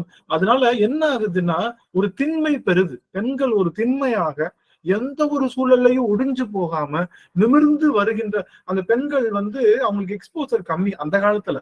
அதனால இந்த எக்ஸ்போசரை சொல்லி இவங்க எல்லாம் அவ்வளவு கஷ்டப்பட்டு இருக்காங்கன்னு சொல்றதுனால அவங்க என்ன பண்ணாங்கன்னா வாழ்க்கையில அடுத்தபடியான விஷயங்கள்ல அவங்க என்ன பண்ணாங்க, போறதுக்கு வாய்ப்பு இருந்தது. இந்த ஸ்தோத்திரத்தை சொல்லி கொடுத்தாங்க. இன்னைக்கு கற்பனை என்னன்னு தெரியாது, இவங்கன்னா என்னன்னு தெரியாது, எந்த ஒரு விஷயமும் தெரியாது யாருக்கும். அப்படிங்கிறப்போ அப்ப எல்லாமே டிவோர்ஸ் ரேட்ல தான் போகுது. ஆக உலகத்திலேயே மிக சிறந்த தாரம் என்பது யார் அப்படின்னா அது இந்திய தாரம். உலகத்திலேயே மிகச்சிறந்த தாய் என்பது ஆப்பிரிக்கன் தாய். ஆப்பிரிக்கன் தாய் தான் உலகத்திலேயே மிகச்சிறந்த தாய்கள்லயே. தாரத்திலேயே மிகச்சிறந்த தாரம் தான் இது. நாங்க சொல்லுவோம், ரெண்டு பேரையும் நாங்க பாத்துட்டோங்க. ஆப்பிரிக்கன் தாயும் கண்ணார பார்த்துட்டோம், இந்திய தாரத்தையும் கண்ணார பார்த்துட்டோம். இது ரெண்டையும் பார்த்த ஒரு பெருமை எங்களை சேரும். ரெண்டு எக்ஸ்ட்ரீமிட்டிஸ் இருக்காங்கல்ல, அவங்க ரெண்டு பேரையுமே நாங்க பார்த்துட்டோம் அப்படின்னு. ஆப்பிரிக்கன் மதர்ஸையும் பார்த்தோம், இந்தியன்ஸ் வைஃப்ஸையும் பார்த்தாச்சு அப்படின்னு நினைக்கும் போது ஒரு மகிழ்ச்சியா. அப்போ இந்த மாதிரியான பெண்களுக்கு ஒரு போராடுகின்ற, எந்த சூழலையும் எதிர்த்து நிற்கின்ற, எந்த சூழலையும் தன்னுடைய நிலையை சரியாக புரிந்து கொள்கின்ற பெண்களை உருவாக்கிய பெரும் பேரு நம்மளுடைய சமயத்துக்கும் நம்மளுடைய தர்மத்துக்கும் சேர்ந்தது. இன்னைக்கு அதை சொல்லி தரதே இல்லை. கீரியில திறந்தா அதுல ஒரு வெள்ளி இருப்பாங்க. அந்த வெள்ளி என்ன பண்ணுவாங்க, இருக்கிற குடும்பத்தை எப்படி கெடுக்கும், இப்படியே சொல்லி கொடுக்கறதுனால குழந்தைகளுக்கும் அந்த மாதிரிதான். அதுதான் பெரிய விஷயமா அமையுதுன்றதுனால. ஐயா அது ஸ்லோகம் ஞாபகம் வந்துருச்சுங்க ஐயா, சொல்லட்டுங்களா? சாமி சந்திரமா. மாங்கல்யே மாங்கல்யதரே மாங்கல்ய பிரதே மாங்கல்யாத்தம் தேவி சதா அகல்யா திரௌபதி சீதா தார மண்டோதரிதம் பஞ்ச கன்யாம் ஸ்மரணே நித்தியம் மகா பாப நாசனம். இத குரல் பதிவா நம்மளுடைய குடும்பத்துல போடுங்க, அடியார்களுக்கு எல்லாம் தெரிஞ்சுக்கிட்டோம். அதனுடைய ரிட்டன் ஸ்டேட்மெண்ட்டும் அடியார்கள் போடுங்க. இது ஒவ்வொரு நாளும் சமைக்கும் முன்னதாக பெண் கையில பிடியரிசி எடுக்கும் போது அந்த இப்பெல்லாம் என்ன பண்ண முடியாது, அள்ளி எங்க போட முடியாது, விளக்கடையில போட முடியுமா? ரெண்டு அரிசி எடுத்து என்ன பண்ணலாம், கேஸ்ல வச்சிடலாம். வச்சுட்டு கேஸ் ஆன் பண்ணிடலாம். அதாவது ஒரே ஒரு அரிசியை மட்டும் கேஸ்ல அதை சொல்லி வச்சு கேஸ்ல ஆன் பண்ணிக்கலாம். ஆனா இது ஏன் சொல்ல வரோம்னா, ஒவ்வொரு நாளும் எல்லாருக்கும் சொல்லிக்கிறது என்னங்கய்யா, அரிசி போட்டு மஞ்சள் குங்குமம் வச்சு இந்த ஸ்லோகத்தை சொல்லிட்டு நம்ம அடுப்பறுத்து வச்சிருவேனுங்கய்யா. அப்படிங்களா? சிறப்பு. அந்த அம்மா சொன்ன மாதிரி குங்குமம் வச்சு கூட நீங்க பண்ணிக்கலாம். அப்படி சொல்லும் போது ஏன் அப்படின்னா, இந்த 5 பேரும் பெற்ற துன்பத்தை விட உலகத்துல எந்த பெண்ணுக்கும் துன்பம் வர்றதுக்கு வாய்ப்பே கிடையாதுட்டான். அவ்வளவுதான், அதுக்கு மேல வாய்ப்பே கிடையாது. இந்த 5 பேருக்கு ஏற்பட்ட அநீதி போல, துன்பம் போல, அவர்கள் ஏற்பட்ட அனுபவித்த அவஸ்தை போல எந்த பெண்ணுக்கும் வர வாய்ப்பு இல்லை. ஆனா அந்த பெண்களே அந்த நிலையிலும் அவர்கள் சரியாக இருந்த காரணத்தினால அவர்கள் அடைந்தார்கள் இறைவனுடைய திருப்பாதத்தை. அது போல உன் வாழ்க்கையில என்ன தப்பு வந்தாலும் என்ன வந்தாலும் நீ சரியா நடந்து போகணும்ன்றத சொல்லி கொடுக்கக்கூடிய ஸ்லோகம் இந்த ஸ்லோகம். நம்ம சொல்லித்தரணும் நம்ம குழந்தைங்களுக்கு இல்ல. நம்ம குழந்தைங்க, பொன் குழந்தைங்க, அது எல்லாத்துக்கும் சின்ன வயசுல இருந்து உட்காந்து மடியில போட்டு அகல்யனா யாரு, தாரானா யாரு, திரௌபதினா யாரு, அவங்க என்ன பண்ணாங்க, அவங்க எப்படி தன்னுடைய துன்பச் சூழலில் வந்தார்கள், அதெல்லாம் சொல்லி கொடுக்கும் போது அந்த பெண்கள் பெரிய நிலையில வருவாங்க. இது பெண்ணிய அடிமைக்காக சொல்லல, பெண்களை கடவுளாக போற்றிய ஒரே சமூகம் நம்மளுடைய சமூகம் தான், இறைவனுக்கு சமமாக போற்றிய சமூகம். அதனாலதான் தாய்நாடு நதிகள் அத்தனைக்குமே பெண்களுடைய பேர் வச்சிருந்தோம். சரி, நம்ம ஏன் அதை சொல்ல வந்தோம்னா, அரிசி பற்றி பேசணும்ல. அரிசி அறத்துல நிக்கிறது தான் சிவபூசையிலேயே சிறந்த சிவப்பு. சரி, இப்ப மாயை என்பது என்னன்னா 3 வகை. ஒண்ணு இருள்நிலை, சகல நிலை, அருள்நிலை. சகலம் என்பது எக்ஸ்பிரிமெண்ட், அதாவது பொருட்கள் அப்பாரட்டஸோட இருந்திருக்கு. அப்பாரட்டஸ் இல்லாம வரணும்னா நிறைய முறை உருப்போடணும். உருப்போடுறது என்பது சிவப்பூசை. சிவப்பூசை என்பது என்னன்னா 4 வகை சிவப்பூசை. ஒண்ணு சாமிக்கு மலர் போடுறது, இல்லைன்னா ஏதாவது ஒரு உயிருக்கு சாப்பாடு போடுறது, அப்படி இல்லைன்னா டெய்லி சாப்பிட்றது ஒரு படி அரிசி எடுத்து வைக்கிறது, அப்படி இல்லைன்னா யாருக்காவது நல்ல வார்த்தை சொல்லி அவர்கள் ரணப்பட்ட மனசை ஆறுதலாக இருப்பது. இதெல்லாம் சிவப்பூசை. இந்த மாதிரி சிவப்பூசை டெய்லி ஒண்ணு பண்ணியே ஆகும். இப்படி சொல்லும் போதுதான் அறம் என்ற செயல்களை நாம் செய்யணும்னா அதுக்கு நாம என்ன பண்ணணும்னா சில ஸ்தோத்திரங்கள், சில அந்த பஞ்சகன்யா ஸ்தோத்திரங்கள்லாம் நம்ம சொல்லி சொன்னோம். இப்போ சரியா புரிஞ்சுக்கிட்டாச்சு மாயைனா என்ன. கண்டிப்பா பிறவிக்கு நம்ம திரும்ப வரக்கூடாது. வராம இருக்கணும் அப்படின்னா அந்த மாயையில இருந்து நம்ம நீங்குனா நமக்கு இத வடிவு மாயை என்பதுதான். எந்த பொருளெல்லாம் வடிவம் உடையதோ அந்த பொருளெல்லாம் தோன்றி நின்று மறைகின்ற பொருள் தான். அப்போ எந்த பொருள் எல்லாம் தோன்றி நின்று மறைதோ அதெல்லாம் மாயை தான். ஆக வடிவம் தான் நமக்கு. எந்த பொருள் வடிவம் இருந்தாலும் அந்த பொருள் மேல நமக்கு நாட்டம் வராம பார்த்துக்கணும். ஒரு பொருள் வடிவமா இருக்கு அப்படின்னா அந்த பொருள் மேல நாட்டம் வரும். அது எப்படி வராம இருக்கும்? பல காலம் பற்றியது. நம்ம ரொம்ப மனசை கட்டுப்படுத்தி நெற்றியில திருநீர் போட்டு கழுத்துல ருத்ராட்சம் போட்டு திருப்பெருந்துறைக்கு போய் அங்க உட்காந்து நம்ம ரொம்ப மெய்யுருகி திருவாசகம் பாடும் போது அப்பதான் ஒரு அம்மா புதுசா வந்த 50 கலர் ஷேட்ஸ்ல இருக்கக்கூடிய அந்த பட்டு புடவை கட்டி கிராஸ் ஆகும். அப்பதான் கிராஸ் ஆகணும். இவ்வளவு நேரம் திருவாசகர் கவனிச்சு என்னடா இந்த அம்மா எந்த கடையில தான் வாங்குச்சுன்னு ஒரு வார்த்தை கேட்டுருவோமே அப்படின்ற எண்ணம் வரும்போது நமக்கு வடிவம் வரத்தான் செய்யும், வராம இருக்காது. ஏன்னா இந்த ஆன்மா பல பிறவிகள் தோறும் வடிவத்துக்குள்ளேயே ஆட்பட்டனால ஒரே நாள்ல வடிவம் மறைந்து போ அப்படின்னு சொன்னா போகாது. இதுக்கு அப்ப வரும்போது ஒன்னும் இல்லை, அந்த கலர்ல ஒன்னும் இல்லை, அந்த புடவையில ஒன்னும் இல்லை. இது எல்லாத்துக்கும் மேல சிவபெருமான் நமக்கு பிறவாத வரம் தருகின்ற நிலைகள் இருக்கு தங்க இருக்கு. என் பொண்ணு அடிக்கடி வந்து என்னுடைய தண்ணி கிளாஸ்ல வச்சுட்டு போனாங்க, தண்ணி காலி ஆயிடுச்சாப்பா, தண்ணி காலி ஆயிடுச்சாப்பான்னு கேக்குறாங்க. என்ன ஒரு சந்தோஷம், அதோட பெரிய சந்தோஷம் உலகத்துல ஏதாவது இருக்க முடியுமா என்ன? நான் அதை ஒரு மடக்கு கூட குடிக்கல, நம்ம அவங்க வெட்டி பார்த்தீங்கன்னா குடிக்கலையா, குடிச்சிட்டு ஏதாவது பேசலாம் அப்படின்னு சொல்லிட்டு போறாங்க.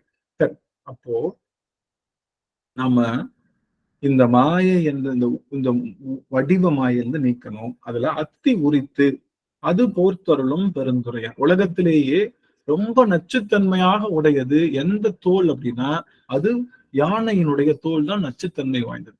அந்த யானையினுடைய தோலை போர்த்து ஒருத்தன் நிக்கிறான். யாருமே போர்த்தி ஒரு போர்த்து நின்னா அவங்க எல்லாரும் இறந்து போயிடுவாங்க. சிவபெருமான் என்ன பண்றான், யானையை கிழிச்சு அந்த தோலை போர்த்து நிக்கிறான். இந்த மலையூர் மம்பட்டியான்னு சொல்லுவாங்கல்ல, அது மாதிரி மம்பட்டியா வந்தீங்கன்னா இந்த கருப்பு கலர் கம்பளத்தை போட்டு நிற்கும். அப்படி நீங்க தெரியல, படம் பார்த்துக்கலாம் தெரியல, அது கம்பளத்துக்கு அந்த மாதிரி அது பார்க்கும் போதெல்லாம் எங்க அப்பா ஞாபகம் தான் வரும். இப்படித்தான ஸ்டைலா எங்க அப்பா வந்து அந்த யானையோட போர்வை கிழிச்சு அப்படி சைட்ல போட்டு நின்றுப்பானே அப்படின்னு சொல்லி சிவபெருமானுடைய அழகையெல்லாம் அதை நினைக்க தோணக்கூடிய ஆற்றலாம் அந்த இடம் அமையுது. அப்படி இருக்கும்போது என்ன ஆச்சு அப்படின்னா, அப்ப யாருமே செய்ய முடியாத செயலை செஞ்சிருக்கான்னா என்ன அர்த்தம், அவன் 2 பேருடைய தோலை கிழிச்சிருக்கான். யாரு அப்படின்னா யானையோட தோலையும் கிழிச்சிருக்கான், மானினுடைய தோலையும் கிழிச்சிருக்கான். மானும் அவனுக்கு பெருசு இல்ல, யானையும் பெருசு இல்ல. மானினுடைய தோலையை இடுப்புல ஆடையா கட்டியிருக்கான், யானையோட தோலையை போர்வையாக போர்த்திருக்கான். அப்படி போர்த்த முடியாத ஒரு செயலை செய்திருக்கிறதுனால இவன் யாருன்னா அவனுக்கு சிவபெருமானுக்கு யானை ஒரு பெருசு இல்ல, மான் என்பதும் பெருசு இல்லை. அது போல நமக்கு வடிவத்துல பெருசு சிறுசு என்ற மாயையை பெருமான் தோல் உரித்து காட்டுறான். நம்ம எதை பெருசுன்னு நினைக்கிறோம், வடிவத்துல பெருசுதான் பெருசு, சிறுசுன்னா சிறுசு, பிக் ஸ்மால் அப்படின்னு கம்பாரிசன் வருது இல்லையா, அது எதுவுமே இல்லை. அது உடலுக்குரிய பொருள் தான். ஆன்மாவுக்கு எல்லாம் தம்மா துண்டு சைஸ் தான். யானையினுடைய ஆன்மா எவ்வளவு பெருசா இருக்கும், தம்மா துண்டு தான். எறும்பினுடைய ஆன்மாவும் யானையினுடைய ஆன்மாவும் ஒண்ணுதான். எல்லா ஆன்மாவும் ஒரே சைஸ்ல தான் இருக்கு. எல்லா ஆன்மாவுக்கும் சைஸ் என்பது ஒண்ணுதான். அது உடல் தான் பெருசா இருக்கு. நான் ஏற்கனவே சொல்லியிருக்கேன் இந்த பாட்டு, அதாவது எறும்பின் இதய ஒளினி களிரின் துதிக்கை கனமுன்னி அப்படின்னு அந்த ஒரு பாடல் வரும். நீங்க பாத்தீங்கன்னா 1000 கை உண்டென்றால் ஒரு கை என்னை தீராதா அப்படின்ற பாட்டு. அந்த பாட்டுல பாத்தீங்கன்னா எறும்பின் இதய ஒளினி, எறும்பினுடைய இதய ஒளி எவ்வளவு சின்னதா இருக்கும், ரொம்ப மைனூட்டா இருக்கும். எறும்பினுடைய இதயமே சிறுசு, அந்த இதய ஒளி எப்படி இருக்கும்னா ரொம்ப மைனூட்டா இருக்கும்ல. இறைவன் எப்படி இருக்கான்னா எறும்பின் இதய ஒளியாவும் இருக்கா, களிரின் துதிக்கை கனமும் நீ. களிறு என்றால் யானை, யானையினுடைய துதிக்கை கனம் பாத்தீங்கன்னா அது அடிச்சுச்சுன்னா அந்த இடம் தம்சமா இருக்கும், அந்த கனமாவும். அப்ப எவ்வளவு லைட்டு எவ்வளவு ஹார்டு, ரெண்டுமே சிவபெருமானத்தான் இருக்கான்னு அந்த வார்த்தை சொல்லும் போது அதே வார்த்தை இங்க அடியேன்னு கொஞ்சம் நினைவூட்டுறேன் அவங்க எல்லாருக்கும். இங்க அத்தி உரித்து அது போர்த்தருளும் பெருந்துரையா, இங்கதான் முக்கியமான செய்தி. அவன் யாருமே போர்த்த முடியாத போர்வையை பொத்தி, அவன் யாருமே செய்ய முடியாத பராக்கிரம செயல்களை செய்து அதை போர்த்தது பெருந்துரையா நிக்கிறான். யாரு அவன் என்ன வடிவு கொண்டிருக்கின்றான்னா பித்த வடிவு கொண்டு. ஒரு செய்தி மட்டும், எல்லாரும் கொஞ்சம் alert mode, please come to the alert mode everyone. வந்துட்டாங்க எல்லாரும் வந்துட்டாங்க, கேபினுக்கு எல்லாரும் வந்துட்டாங்க. Please come to the alert mode. Alert மோடுக்கு வந்தாச்சு. முக்கியமான செய்தி என்னன்னா சிவபெருமான் எல்லா அறிவையும் பெற்றவன். எல்லா அறிவையும் பெற்ற அவன் எடுத்திருக்கக்கூடிய கோலம் என்னன்னு பார்த்தோம்னா பித்தர் கோலம். அவன் எடுத்திருக்கிற கோலம் வடிவம் என்னன்னா பித்த வடிவம். என்ன பித்த வடிவம், அவனுடைய வடிவம் என்ன, சிவபெருமானுடைய வடிவம் என்ன அப்படின்னா சந்தனங்களும் அகிலும் மற்றைய வாசனை மிகுந்த பொருட்கள் எல்லாம் இருக்க இவன் சுடுகாட்டு பிணங்களுடைய சாம்பலை உடல் முழுதும் வாசனை பொருளாக பூத்து. இது பைத்தியக்காரத்தனமா இல்லையா? ஏங்க, சந்தனம் இருக்கிறப்போ, ஜவ்வாது இருக்கிறப்போ, அகில் இருக்கிறப்போ, இது மாதிரி வாசனை மிகுந்த பொருட்கள் இருக்கிறப்போ இவன் என்ன பண்றான்? பொடி சாம்பல், பிடி சாம்பலை எடுத்து உடல் முழுதும் பூசிக்கிறான். சரி, இது ஒரு பைத்தியக்காரத்தனமா? ரெண்டாவது, உலகத்துல எத்தனையோ பொருட்கள் ஆபரணங்கள் இருந்தாலும், வைரம் வைடூரியம் ஆபரணாலும் நச்சுடைய நாகங்களை ஆபரணமாக போட்டுக்கிறான். இது ஒரு பித்த வடிவா? இது ஒரு பித்த வடிவா? உலகத்துல எல்லாருக்கும் கோயில் இருந்தாலும் இவன் சுடுகாட்டையே கோயிலாக கொண்டு வாழ்கின்றான். சுடுகாட்டை போய் சுடுகாட்டுல 5 நிமிஷம் இருக்க முடியுமா? சொந்தக்காரவங்களை பத்த வச்சுட்டு நம்ம என்ன பண்ணுவோம்? கூடவே உட்காந்து பார்த்துட்டு இருக்கோம்? பார்க்க கூடாது இல்ல, திரும்பிதான் வந்துடணும். திரும்பி பார்க்கவே கூடாது. அதுவும் இடது கையால தான் வைக்கணும். வச்சுட்டு திரும்பி பார்க்கணும். அப்படி ஆனா இவன் என்ன பண்றான்? சுடுகாட்டையே தனது கோயிலாக. கோவில் சுடுகாடு கொள்புளித்தோல் நல்லாடை. யாருக்கு? சிவபெருமானுக்கு கோயில் சுடுகாடு, கொள்புளித்தோல் நல்லாடை. ஒருத்தர் கேட்டாரா, ஏங்க கோயில் சுடுகாடுன்னு சொல்லிட்டீங்க, அப்போ நாங்க இப்ப கோயிலுக்கு போகணுமே, சுடுகாட்டுக்கு போகணுமா கோயிலுக்கு போகணுமா? ஒருத்தர் கேட்டாராம். ஏங்க சிவபெருமானுடைய கோயில் சுடுகாடுன்ட்டீங்க, இப்ப நான் சிவபெருமான் கோயில் திருவதிகைக்கு போகணுமா இல்ல சுடுகாட்டுக்கு போகணுமா அப்படின்னு சொன்னா அதுக்கு என்ன பதில்னா சொல்றாங்க, இப்ப கோவிலுக்கு வராதவன் கண்டிப்பா எங்கதான் வந்தாகணும்? கோவிலுக்கே ஒருத்தன் வரமாட்டேங்கிறான், அவன் கண்டிப்பா ஒரு நாள் சுடுகாட்டுக்கு தான் வந்தாகணும். அவனுக்காக காத்திருக்காரு அந்த இடத்துல. நீ கோயிலுக்கு போறதா இருந்தா உன்னை அங்கேயே ஆட்கொண்டுருவாரு. நீ வரா எக்ஸ்ட்ரீம் வஸ்தி கேஸுக்காக தான் சாமி அங்க உட்கார்ந்து இருக்கான். அதனால இப்ப நீ முடிவு பண்ணிக்கோ, கோயிலுக்கு போறதா சுடுகாட்டுக்கு போறதா. அவன் கோவில்ல இருக்கா, கண்டிப்பா மத்த சாமி எங்க இருக்காது? சுடுகாட்டுல இருக்காது. இவன் சுடுகாட்டுல இருக்கான். இந்த ஒரு செய்தி மட்டும் 2 நிமிடத்தை சொல்லி நான் நிறைவு செய்யப்படுறேன். அவ்வளவுதான். இது முக்கியமான செய்தி, இது ரொம்ப முக்கியமான செய்தி. சிவபெருமானுடைய வடிவம் என்ன? சிவபெருமானுடைய வடிவம் என்ன அப்படின்னு பார்த்தோம்னா, சிவபெருமானுடைய வடிவம் பார்த்தீங்கன்னா, ஒரு கையில நெருப்பு, ஒரு கையில நீர். தலையில நீர் இருக்குல்ல, ஒரு கையில என்ன இருக்கு? நெருப்பு இருக்கு. ஒரு 3 நிமிடம் மட்டும் சாமி, 3 நிமிடம் மட்டும் கொஞ்சம் உங்களுடைய கவனத்தை இங்க கொடுத்தீங்கன்னா அடிகளுக்கு ரொம்ப ஒரு வசதியா இருக்கும். எல்லாருடைய கவனமும் ஒரு 3 நிமிடம் இங்கேயே இருக்கணும்னு நினைக்கிறேன். சிவபெருமானுடைய வடிவம் என்பது ஒரு கையில நெருப்பு, ஒரு கையில என்ன இருக்கு? ஒரு தலையில நீர் இருக்கு. நீருக்கும் நெருப்புக்கும் என்ன தொடர்பு? என்ன தொடர்பு? 2 பேருமே எதிரி. ஆமா, முரண். முரண் தானே தொடர்பு, முரண். நீருக்கும் நெருப்புக்கும் தொடர்பு என்ன? முரண். சரி, இவன் என்ன பண்றான்? இவன் நீர் வச்சிருக்கான், நெருப்பு வச்சிருக்கான். ஒரு காதுல குழை, ஒரு காதுல தோடு. குழைக்கும் தோடுக்கும் என்ன தொடர்பு? முரண். இவன் என்ன பண்ணிருக்கான்?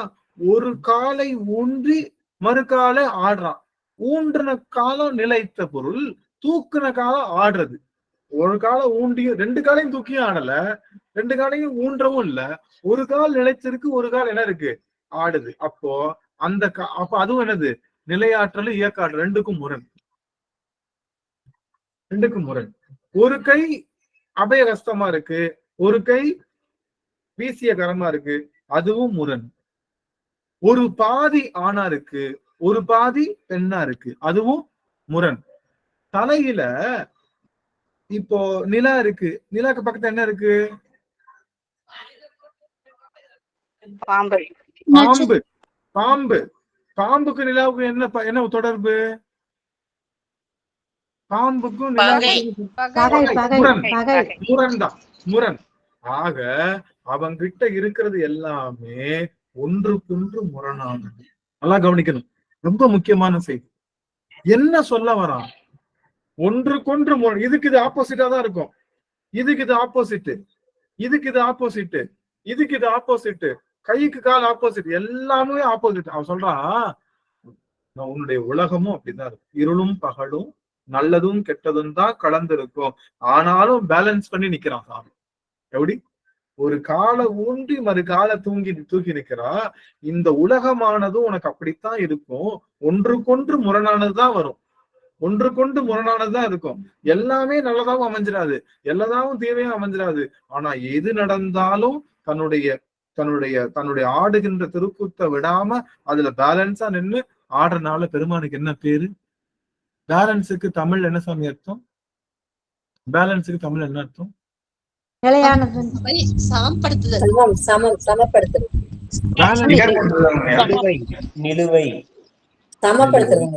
சரி, பேலன்ஸுக்கு என்ன என்ன இன்னொரு ஒரு பொருள் இருக்கு, என்னன்னா பொதுன்னு ஒரு பேர் இருக்கு. பேலன்ஸுக்கு பொது பொது பொது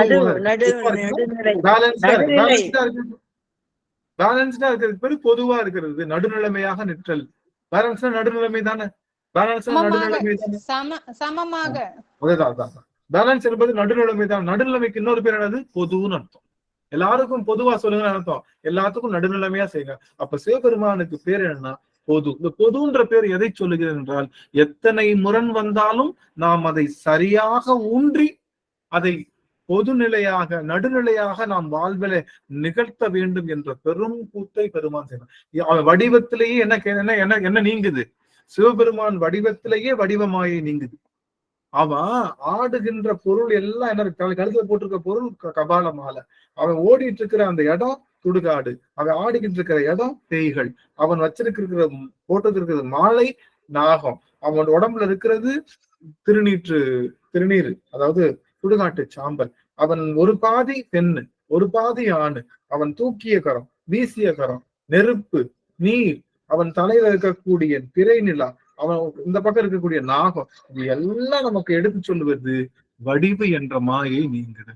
அவனுக்கு நாகமும் ஒண்ணுதான், அதற்கு முரணாக இருக்கக்கூடிய நிலவும் ஒண்ணுதான்.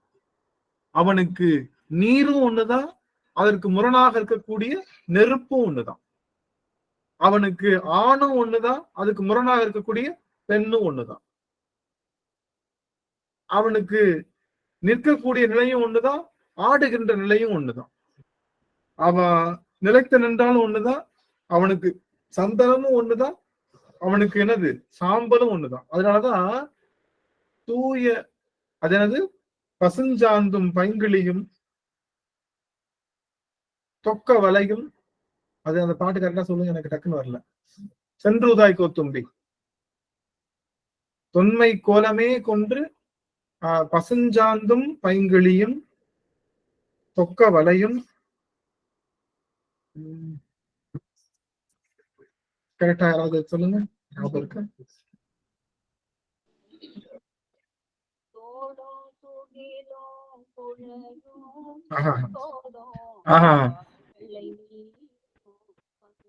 சத்தமா கேட்கல. சோளும் துகிலும், தோளும் துகிலும் குழையும் சுருட்டோடும் வாழ்வெள்ளை நீரும் பசுஞ்சாந்தும் பைங்கிளையும் சோளமும் தொக்க வளையும் உடை தொன்மை கோலமே நோக்கி குளிர்ந்தூதாய் கோத்தும்பி, கோலமே நோக்கி குளிர்ந்தூதாய் கோத்தும்பி.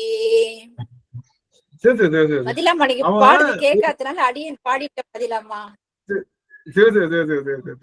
அப்போ அவனுக்கு தோல் இப்போ அப்ப ஒண்ணு தெரிஞ்சுக்கோங்க, அவனுடைய வடிவமே வடிவமாயி நீக்குகின்றது. அவன் எல்லா பொருளையும் வச்சிருந்தாலும் அவனுக்கு எந்த பொருள் மேலையும் பற்றில்லாம நிக்கிற வடிவம் தான் பித்தர் வடிவம். பித்தர் வடிவம்னு என்ன அர்த்தம்? பித்தர் வடிவம்னு என்ன அர்த்தம்? எந்த பொருளிலும் பற்றில்லாம நிலைத்த பொருளாக நிற்பது பேர் தான் பித்தர் வடிவம். அப்படித்தானே? பைத்தியக்காரன் தான் என்ன பண்ணுவான்? பைத்தியக்காரன் தான் சுடுகாட்டு சாம்பலை பூசிக்குவான், பைத்தியக்காரன் தான் எலும்பு மாலையை போட்டுக்குவான், பைத்தியக்காரன் தான் பாம்பு கழுத்துல போட்டுக்குவான், பைத்தியக்காரன் தான் ஆடவும் செய்வான், நிற்கவும் செய்வான், பைத்தியக்காரன் தான் எல்லாமே. அது போல ஆனா யாரு பைத்தியக்காரன்? யார் தான் உண்மையான பைத்தியம்? நம்ம தான் பைத்தியம். நம்ம கிட்டதான் அறிவு இல்லை. ஏன்? இந்த உலகம் அத்தனையும் கடைசியில மாறுவது எதுதான்? பிடி சாம்பல் தான். அதனாலதான் முன்னாடியே பிடி சாம்பலை பேசுறான். அவன் கழுத்துல போட்டிருக்கக்கூடிய எலும்பு கபால மாலை, கங்காள மாலை எல்லாம் அது யாரு? முற்பிறவிகள் இருக்கக்கூடிய நம்மளுடைய பிரமன் திருமால் அவர்களுடைய அந்த கங்காலம் காதலித்து காணலோ என்று சொல்லுகின்ற அந்த பாடலும். அப்போ அவன் போட்டுக்கிற அத்தனை பொருளுக்கும் பொருள் உண்டு, நமக்கு பார்க்கறதுக்கு தான் எப்படி தெரியுது? பித்தர் வடிவமாக தெரிகின்றது. அதனால அவனுடைய பித்தர் வடிவமே நல்லா கவனிக்கணும். அவனுடைய பித்தர் வடிவமே வடிவ மாயையை நீக்குகின்றது. அவனுடைய வடிவத்தை, அவனுடைய பித்த வடிவமாக இருக்கக்கூடிய அந்த வடிவத்தை காணும் போதெல்லாம் வடிவம் என்ற பொருளுக்கு அவனுக்கு பாம்பு ஒண்ணுதான், அவனுக்கு நாகாபரணம் அது ஆபரணங்களும் ஒண்ணுதான், அவனுக்கு நெருப்பும் ஒண்ணுதான், அவனுக்கு நீரும் ஒண்ணுதான், அவனுக்கு சந்தனமும் ஒண்ணுதான், சாம்பலும் ஒண்ணுதான், அவனுக்கு ஆணும் ஒண்ணுதான், அவனுக்கு பெண்ணும் ஒண்ணுதான் அப்படின்னு நமக்குத்தான் வடிவத்துல வேற வேற மாயை, நமக்குத்தான் வடிவத்துல இது பெருசு அது சிறுசு, இது தேவையானது அது தேவையில்லாதது, இது கொடியது இது கொடியது அல்ல, இது சேஃப்டி இது அன்சேஃப், இது இப்படி என்ற பல விதமான நிலைப்பாடுகள் ஏற்படுது. ஆனா சிவபெருமானுக்கு அந்த மாயை இல்லை. ஏன்னா எல்லா பொருள்களையும் சரியாக படித்திருக்கிறான். எல்லா பொருள்களையும் சரியாக உணர்ந்த காரணத்தினால அவனுக்கு எந்த பொருள் மேலேயும் நாட்டம் இல்லை, எந்த பொருள் மேலேயும் வெறுப்பு இல்லை. ஆக இந்த வடிவம் என்ற பெருமானுடைய பித்த வடிவம் தான் வடிவம் என்ற மாயையே நீட்டுகிறது. அவனுடைய வடிவத்தை ஒவ்வொரு நாளும், அதனாலதான் அவனை பாடும்போது எப்படி பாடணும், ஒரு நிமிஷத்துல நிறைவு செய்றேன். அவனை பாடும்போது எப்படி பாடணும், அவனுடைய வடிவத்தை வச்சுதான் பாடணும். தோடுடைய செவியன் விட ஏறிவோ தூவன் மதிசூடி காடுடைய சுடலை பொடி பூசியன் உள்ளம் கவர்கள்வன் ஏடுடைய மலரான் முனை நாள் பணிந்தேத்த அருள் செய்த பீடுடைய பிரமாபுரமேவிய பெம்மான் இவனன்றே, பெம்மான் இவனன்றே. அதனால எப்பொழுது பாடினாலும், எப்பொழுது பெருமான பாடினாலும் நம்முடைய சமயாசிரிகள் அத்தனை பேருமே அவனுடைய வடிவத்தை சொல்லிதான் சொல்லியிருக்காங்க. அவன் வடிவத்தை உயர்த்தி சொல்லலாம். அவன் வடிவம் எப்படி இருந்ததோ அப்படியே காரணம் வடிவமாயிருந்து நாம் நீங்க வேண்டும். நமக்கு சந்தனமும் சாம்பலும் ஒன்னா தெரியணும், நமக்கு ஆபரணமும் நாகமும் ஒன்னா தெரியணும், நமக்கு நீரும் நெருப்பும் ஒன்னா தெரியணும், நமக்கு ஆணும் பெண்ணும் ஒன்னா தெரியணும், நமக்கு நன்மையும் தீமையும் ஒன்னா தெரியணும். அதுதான் வடிவ மாயையை நீக்குகின்ற ஆற்றல் என்று சொல்லி இனி வருகின்ற அதாவது பித்த வடிவு கொண்டுன்ற வரைக்கும் நம்ம முடிச்சிருக்கோம். இவ்வுலகில் பிள்ளையுமாம் அப்படின்னு முத்தி முழு முதல் அப்படின்னு சொல்லுகின்ற மித்த வரிகளுக்கெல்லாம் வருகின்ற அமர்வுகள்ல நம்ம பார்க்க இருக்கோம் என்று சொல்லி இந்த அளவிலே நாம் இந்த அமர்வுகளை நிறைவு செய்கின்றோம். ஆக அடியார் பெருமக்கள் மாயையிலிருந்து கொஞ்சம் கொஞ்சமாக நீங்கி கொண்டிருக்கிறீர்கள் என்பதனை குருநாதருடைய திருவடி பணிந்து அத்தனை அடியார்களுக்கும் சொல்லி அதை அடியார்கள் தொடர்ந்து பயிற்சி செய்து அந்த மாயை நீக்கி கொள்ள வேண்டும். மாயை என்பது நல்ல பொருள்தான், ஆனாலும் அதை ஏன் அழித்துக் கொள்ள வேண்டும் என்பதை பல உதாரணங்கள் மூலமாக நாம் இன்றைய தினம் சிந்திப்போம் சொல்லி இந்த அளவிலே அடியேன் அத்தனை அடியார்கள் திருவடியும் வணங்கி மகிழ்ந்து நிறைவு செய்கின்றேன். நிறைவு செய்யும் முகமாக பிரேமாமா அவர்கள் வாழ்த்தப்பாங்க. நமச்சிவாய். தென்னாடுடைய சிவனே போற்றி, நாட்டவர்க்கும் இறைவா போற்றி. வான்மையில் வழாது பெய்க மழி வளம் சுரக்க மன்னன் கோன்முறை அரசு செய்க குறைவிலாது உயிர்கள் வாழ்க. நான்மறை அறங்கள் போங்க நர்தவம் வேள்வி மல்க. மேன்மைக்குள் சைவ நீதி விளங்குக உலகமெல்லாம். மேன்மைக்குள் சைவ நீதி விளங்குக உலகமெல்லாம். திருச்சிற்றம்பலம். அனைத்து அடியார்களுக்கும் திருவடி வணக்கம். திருச்சிற்றம்பலம். சரி, நன்றிங்க சாமி, நன்றிங்க சாமி. ரொம்ப மகிழ்ச்சி அடியானுக்கு. அடியார்கள் தாங்கள் பெற்ற அனுபவங்களை இன்னைக்கு ஐயா மாரிமுத்துக்கரன் ஐயா அனுபவம் கண்டிப்பா நான் சொல்லியே ஆகணும்னு ஏற்கனவே எனக்கு புக்கிங் பண்ணால ஐயா ஆரம்பிச்சிடலாம். மாரிமுத்துக்கரன் ஐயா, மாரிமுத்துக்கரன் ஐயா, ஐயா சுவாமி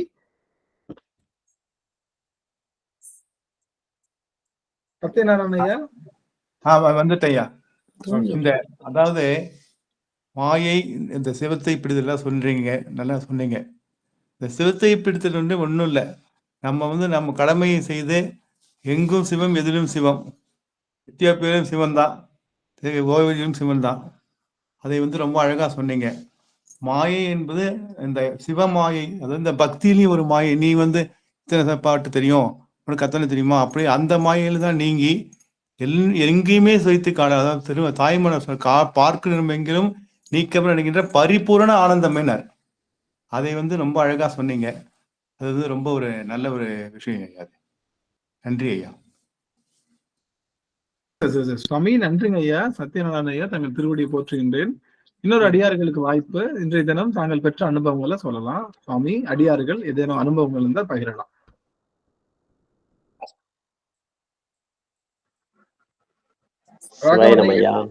ஐயா ஐயா கன்னியப்பன் ஐயா, சுவாமி. ஆமாங்க ஐயா, நான் கடைசியில வந்த அதனால இந்த முரண்ங்கிறது அழகா தெளிவுபடுத்தினீங்க சார். முரண், அதாவது சிவபெருமானுடைய அந்த தோற்றங்களினுடைய பத்தி நல்லா தெளிவா சொன்னீங்க. எப்படி முரண்பாடா இருக்கிறாரு அப்படின்றது அதை பத்தி ரொம்ப சிறப்பா இருக்கு ஐயா. நல்லா நிறைய விஷயத்த அதுல இருந்து நான் கத்துக்கிட்டேன் ஐயா. நன்றி ஐயா. நன்றிங்க சுவாமி, நன்றிங்க சுவாமி. ஐயா கன்னியப்பன் ஐயா திருவடியை போற்றுங்க. அருமை அருமை. நன்றி நன்றி ஐயா. திருவடி வணக்கம் சாமி. அதாவது ஒரு விஷயம் வந்து, நாம என்னதான் தூங்கி கொண்டு இருந்தாலும் நாம் எந்திரிக்கணும் அப்படின்னா அதற்கு குருநாதர் வந்து நம்மளுடைய புருவ மத்தியிலிருந்து ஒளி கொடுத்து எழுப்பணும் அப்படின்னு சொல்லி ஒரு வார்த்தை சொன்னீங்க. அதாவது இந்த பிறப்பு என்பது எப்ப அறுக்கப்படும்? அதற்கு முன்னாடி ஒரு விஷயம் சொல்ல வேண்டியது என்னன்னா, பழனியில முருகப்பெருமானுடைய பெயர் என்ன அப்படின்னா தண்டபாணி, தண்டத்தை கையில் வைத்து கொண்டிருக்கிறவன் அப்படின்னு சொல்லிட்டு, அதனால அங்க முருகன் சிலை எதற்கு செய்தாக அப்படின்னா அந்த தண்டத்தை பிடித்து வைத்திருப்பதற்காக. எதனால அவர் தண்டத்தை கையில வைத்திருக்கார்? ஸ்கூல்ல வாத்தியார் எதற்கு கையில குச்சி வச்சிருக்காரோ, குருநாதர் தண்டத்தை கையில வச்சிருக்கார். அவர் நமக்கு என்ன செய்வார்? நித்தமும் பள்ளி வகுப்புல கிளாஸ கவனிக்காத குழந்தைங்களுக்கு ஸ்கூல் வாத்தியாரோட குச்சி. தினமும் இந்த ஆன்மா பிறந்து எந்திரிக்கணும் அப்படின்னா, அதாவது படுத்து எந்திரிக்கணும், காலம்பரை எந்திரிக்கணும் அப்படின்னா சிவபெருமான் கொடுக்குற குச்சி. அவர் வைத்திருக்கிற அந்த தண்டத்தை வைத்து நமக்கு ஒளி கொடுப்பார். ஆனா இந்த ஆன்மாவானது பிறப்பை அறுக்கணும் என்றால் இந்த உடல்ல இருக்கிற 6 சக்கரங்கள்ல அந்த நெற்றி, அதாவது உச்ச பகுதியில இருக்கிற அந்த சக்கரத்துக்கு பேரு ஆக்ஞா சக்கரம் சொல்லி சொல்லுவாங்க. அந்த ஆக்ஞை குருநாதர் வந்து தன்னுடைய தண்டத்தினால எப்போ ஆக்ஞை என்கின்ற அந்த ஒரு ஆக்ஞானா அனுக்கை சொல்லுவாங்க.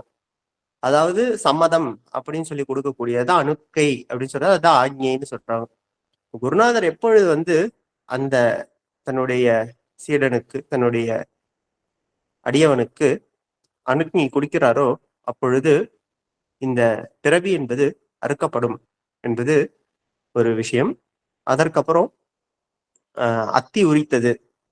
பெருமான் வந்து செய்ய முடியாத எல்லா விஷயத்தையும் செய்பவன். அதற்கு மேல எதனால் அவனுக்கு பித்தன் என்றுனா, பித்தன் அதற்கு வந்து அளவு கடந்து அன்பு வைத்திருப்பவன் அப்படிங்கிற ஒரு அர்த்தம் இருக்கு. அப்போ அந்த பெருமான் நம்ம மேல அளவு கடந்து கருணை வைத்திருக்கிறதுனால அந்த பெருமானுக்கு பித்தன். திருநள்ளாறுல இருக்கிற சப்தவிடங்க ஸ்தலங்கள்ல திருநள்ளாறுல இருக்கிற சுவாமியினுடைய நடனத்துக்கு பேரு உன்மத்த நடனம் என்று ஒரு பெயர். உன்மத்தனம்னா அதாவது ஒரு தன் நிலை புரியாத ஒரு நிலையில இருக்கிறதா உன்மத்தம் அப்படின்னு சொல்லுவாங்க. இப்ப பெருமான் நம்மளை நோக்கி உன்மத்தம் நடந்து நம்ம இது செஞ்சு ஆடி வரான் அப்படின்னு சொல்லி அந்த ஒரு விஷயம் சொல்லப்படுது. அதற்கப்புறம் முக்கியமான ஒரு விஷயம் அடியேன் இன்னைக்கு எடுத்துக்கொள்ளப்பட்டதுன்னா, பெருமானுக்கு நன்மை தீமை எல்லாம் ஒண்ணுதான், ஆண் பெண் எல்லாம் ஒண்ணுதான். அதாவது அவனுக்கு வந்து வேறுபாடு. ஏன்னா அவனுடைய உருவத்திலேயே ஒரு காலை தூக்கி இருக்கு, ஒரு காலை ஊன்றி இருக்கு.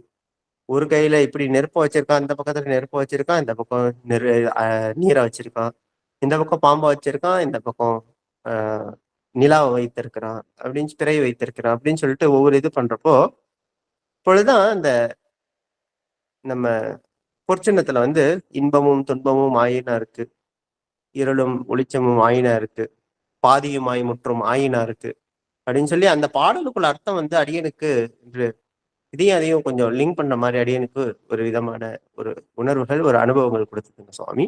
சிவாயம். திருவடி வணக்கம். ரொம்ப மகிழ்ச்சி ஐயா, ரொம்ப மகிழ்ச்சி. அருமையான ஒரு குரல் பதிவு, அருமையான அந்த அனுபவத்தை சொல்லியிருக்கீங்க. அத்தனை அடியார்களும் தன்னுடைய அனுபவங்களை குரல் பதிவா கொடுக்கணும். காலம் கருதி அடியன் அதை நிறைவு செய்யற எல்லாரையும் அடியார்கள் மறந்துடாம உங்களுடைய குரல் பதிவுகளை நம்முடைய திருவாசக சிந்தனைகளை நீங்க கொடுக்கணும். அது மூலமா எல்லாரும் ஒரு சில வினாடி துளிகள் சிவபெருமான அற்றணும் அப்படிங்கிறது அடியனுடைய பெரும் விண்ணப்பம் என்று சொல்லி அத்தனை அடியார்கள் திருவடியில் அடியன் மானசீகமா வணங்கி மகிழ்ந்து இந்த அளவிலே நாம் நிறைவு செய்கின்றோம். நிறைவு செய்கின்றதுமாக இன்றைய தினம் அடியனே ஆறில் தடந்தோல் பாடுறேன். மன்னிச்சு சிவசிவ ஆறிரு கடந்தோள் வாழ்க, அருமுகம் வாழ்க, வெப்பை ஊருசை தனிவேல் வாழ்க, குக்குடம் வாழ்க, செவ்வேல் ஏரிய மங்கை வாழ்க, யானை தன் அணங்கு வாழ்க, மாறிலா வள்ளி வாழ்க, வாழ்க சீரடியார் எல்லாம் மாறிலா வள்ளி வாழ்க, வாழ்க சீரடியார் எல்லாம். வெற்றிவேல் முருகனுக்கு அரோகரா, ஞானவேல் முருகனுக்கு அரோகரா, சக்திவேல் முருகனுக்கு அரோகரா. குருவடிகள் போற்றி அமைச்சர் அத்தனை அடியார்கள் திருவடியும் அடியன் மீண்டும் மீண்டும் வணங்கி மகிழ்கின்றேன். அடியார்கள் உத்தரவு வாங்கிக்கலாம். உங்க குரல் பதிவுகளை குடும்ப சுவாமி வருகின்ற அமர்வுகள் நம்ம பார்க்கலாம். நல்லதுங்க ஐயா, நல்லதுங்க சுவாமி. சிவசக்தி சரஸ்வதி அம்மா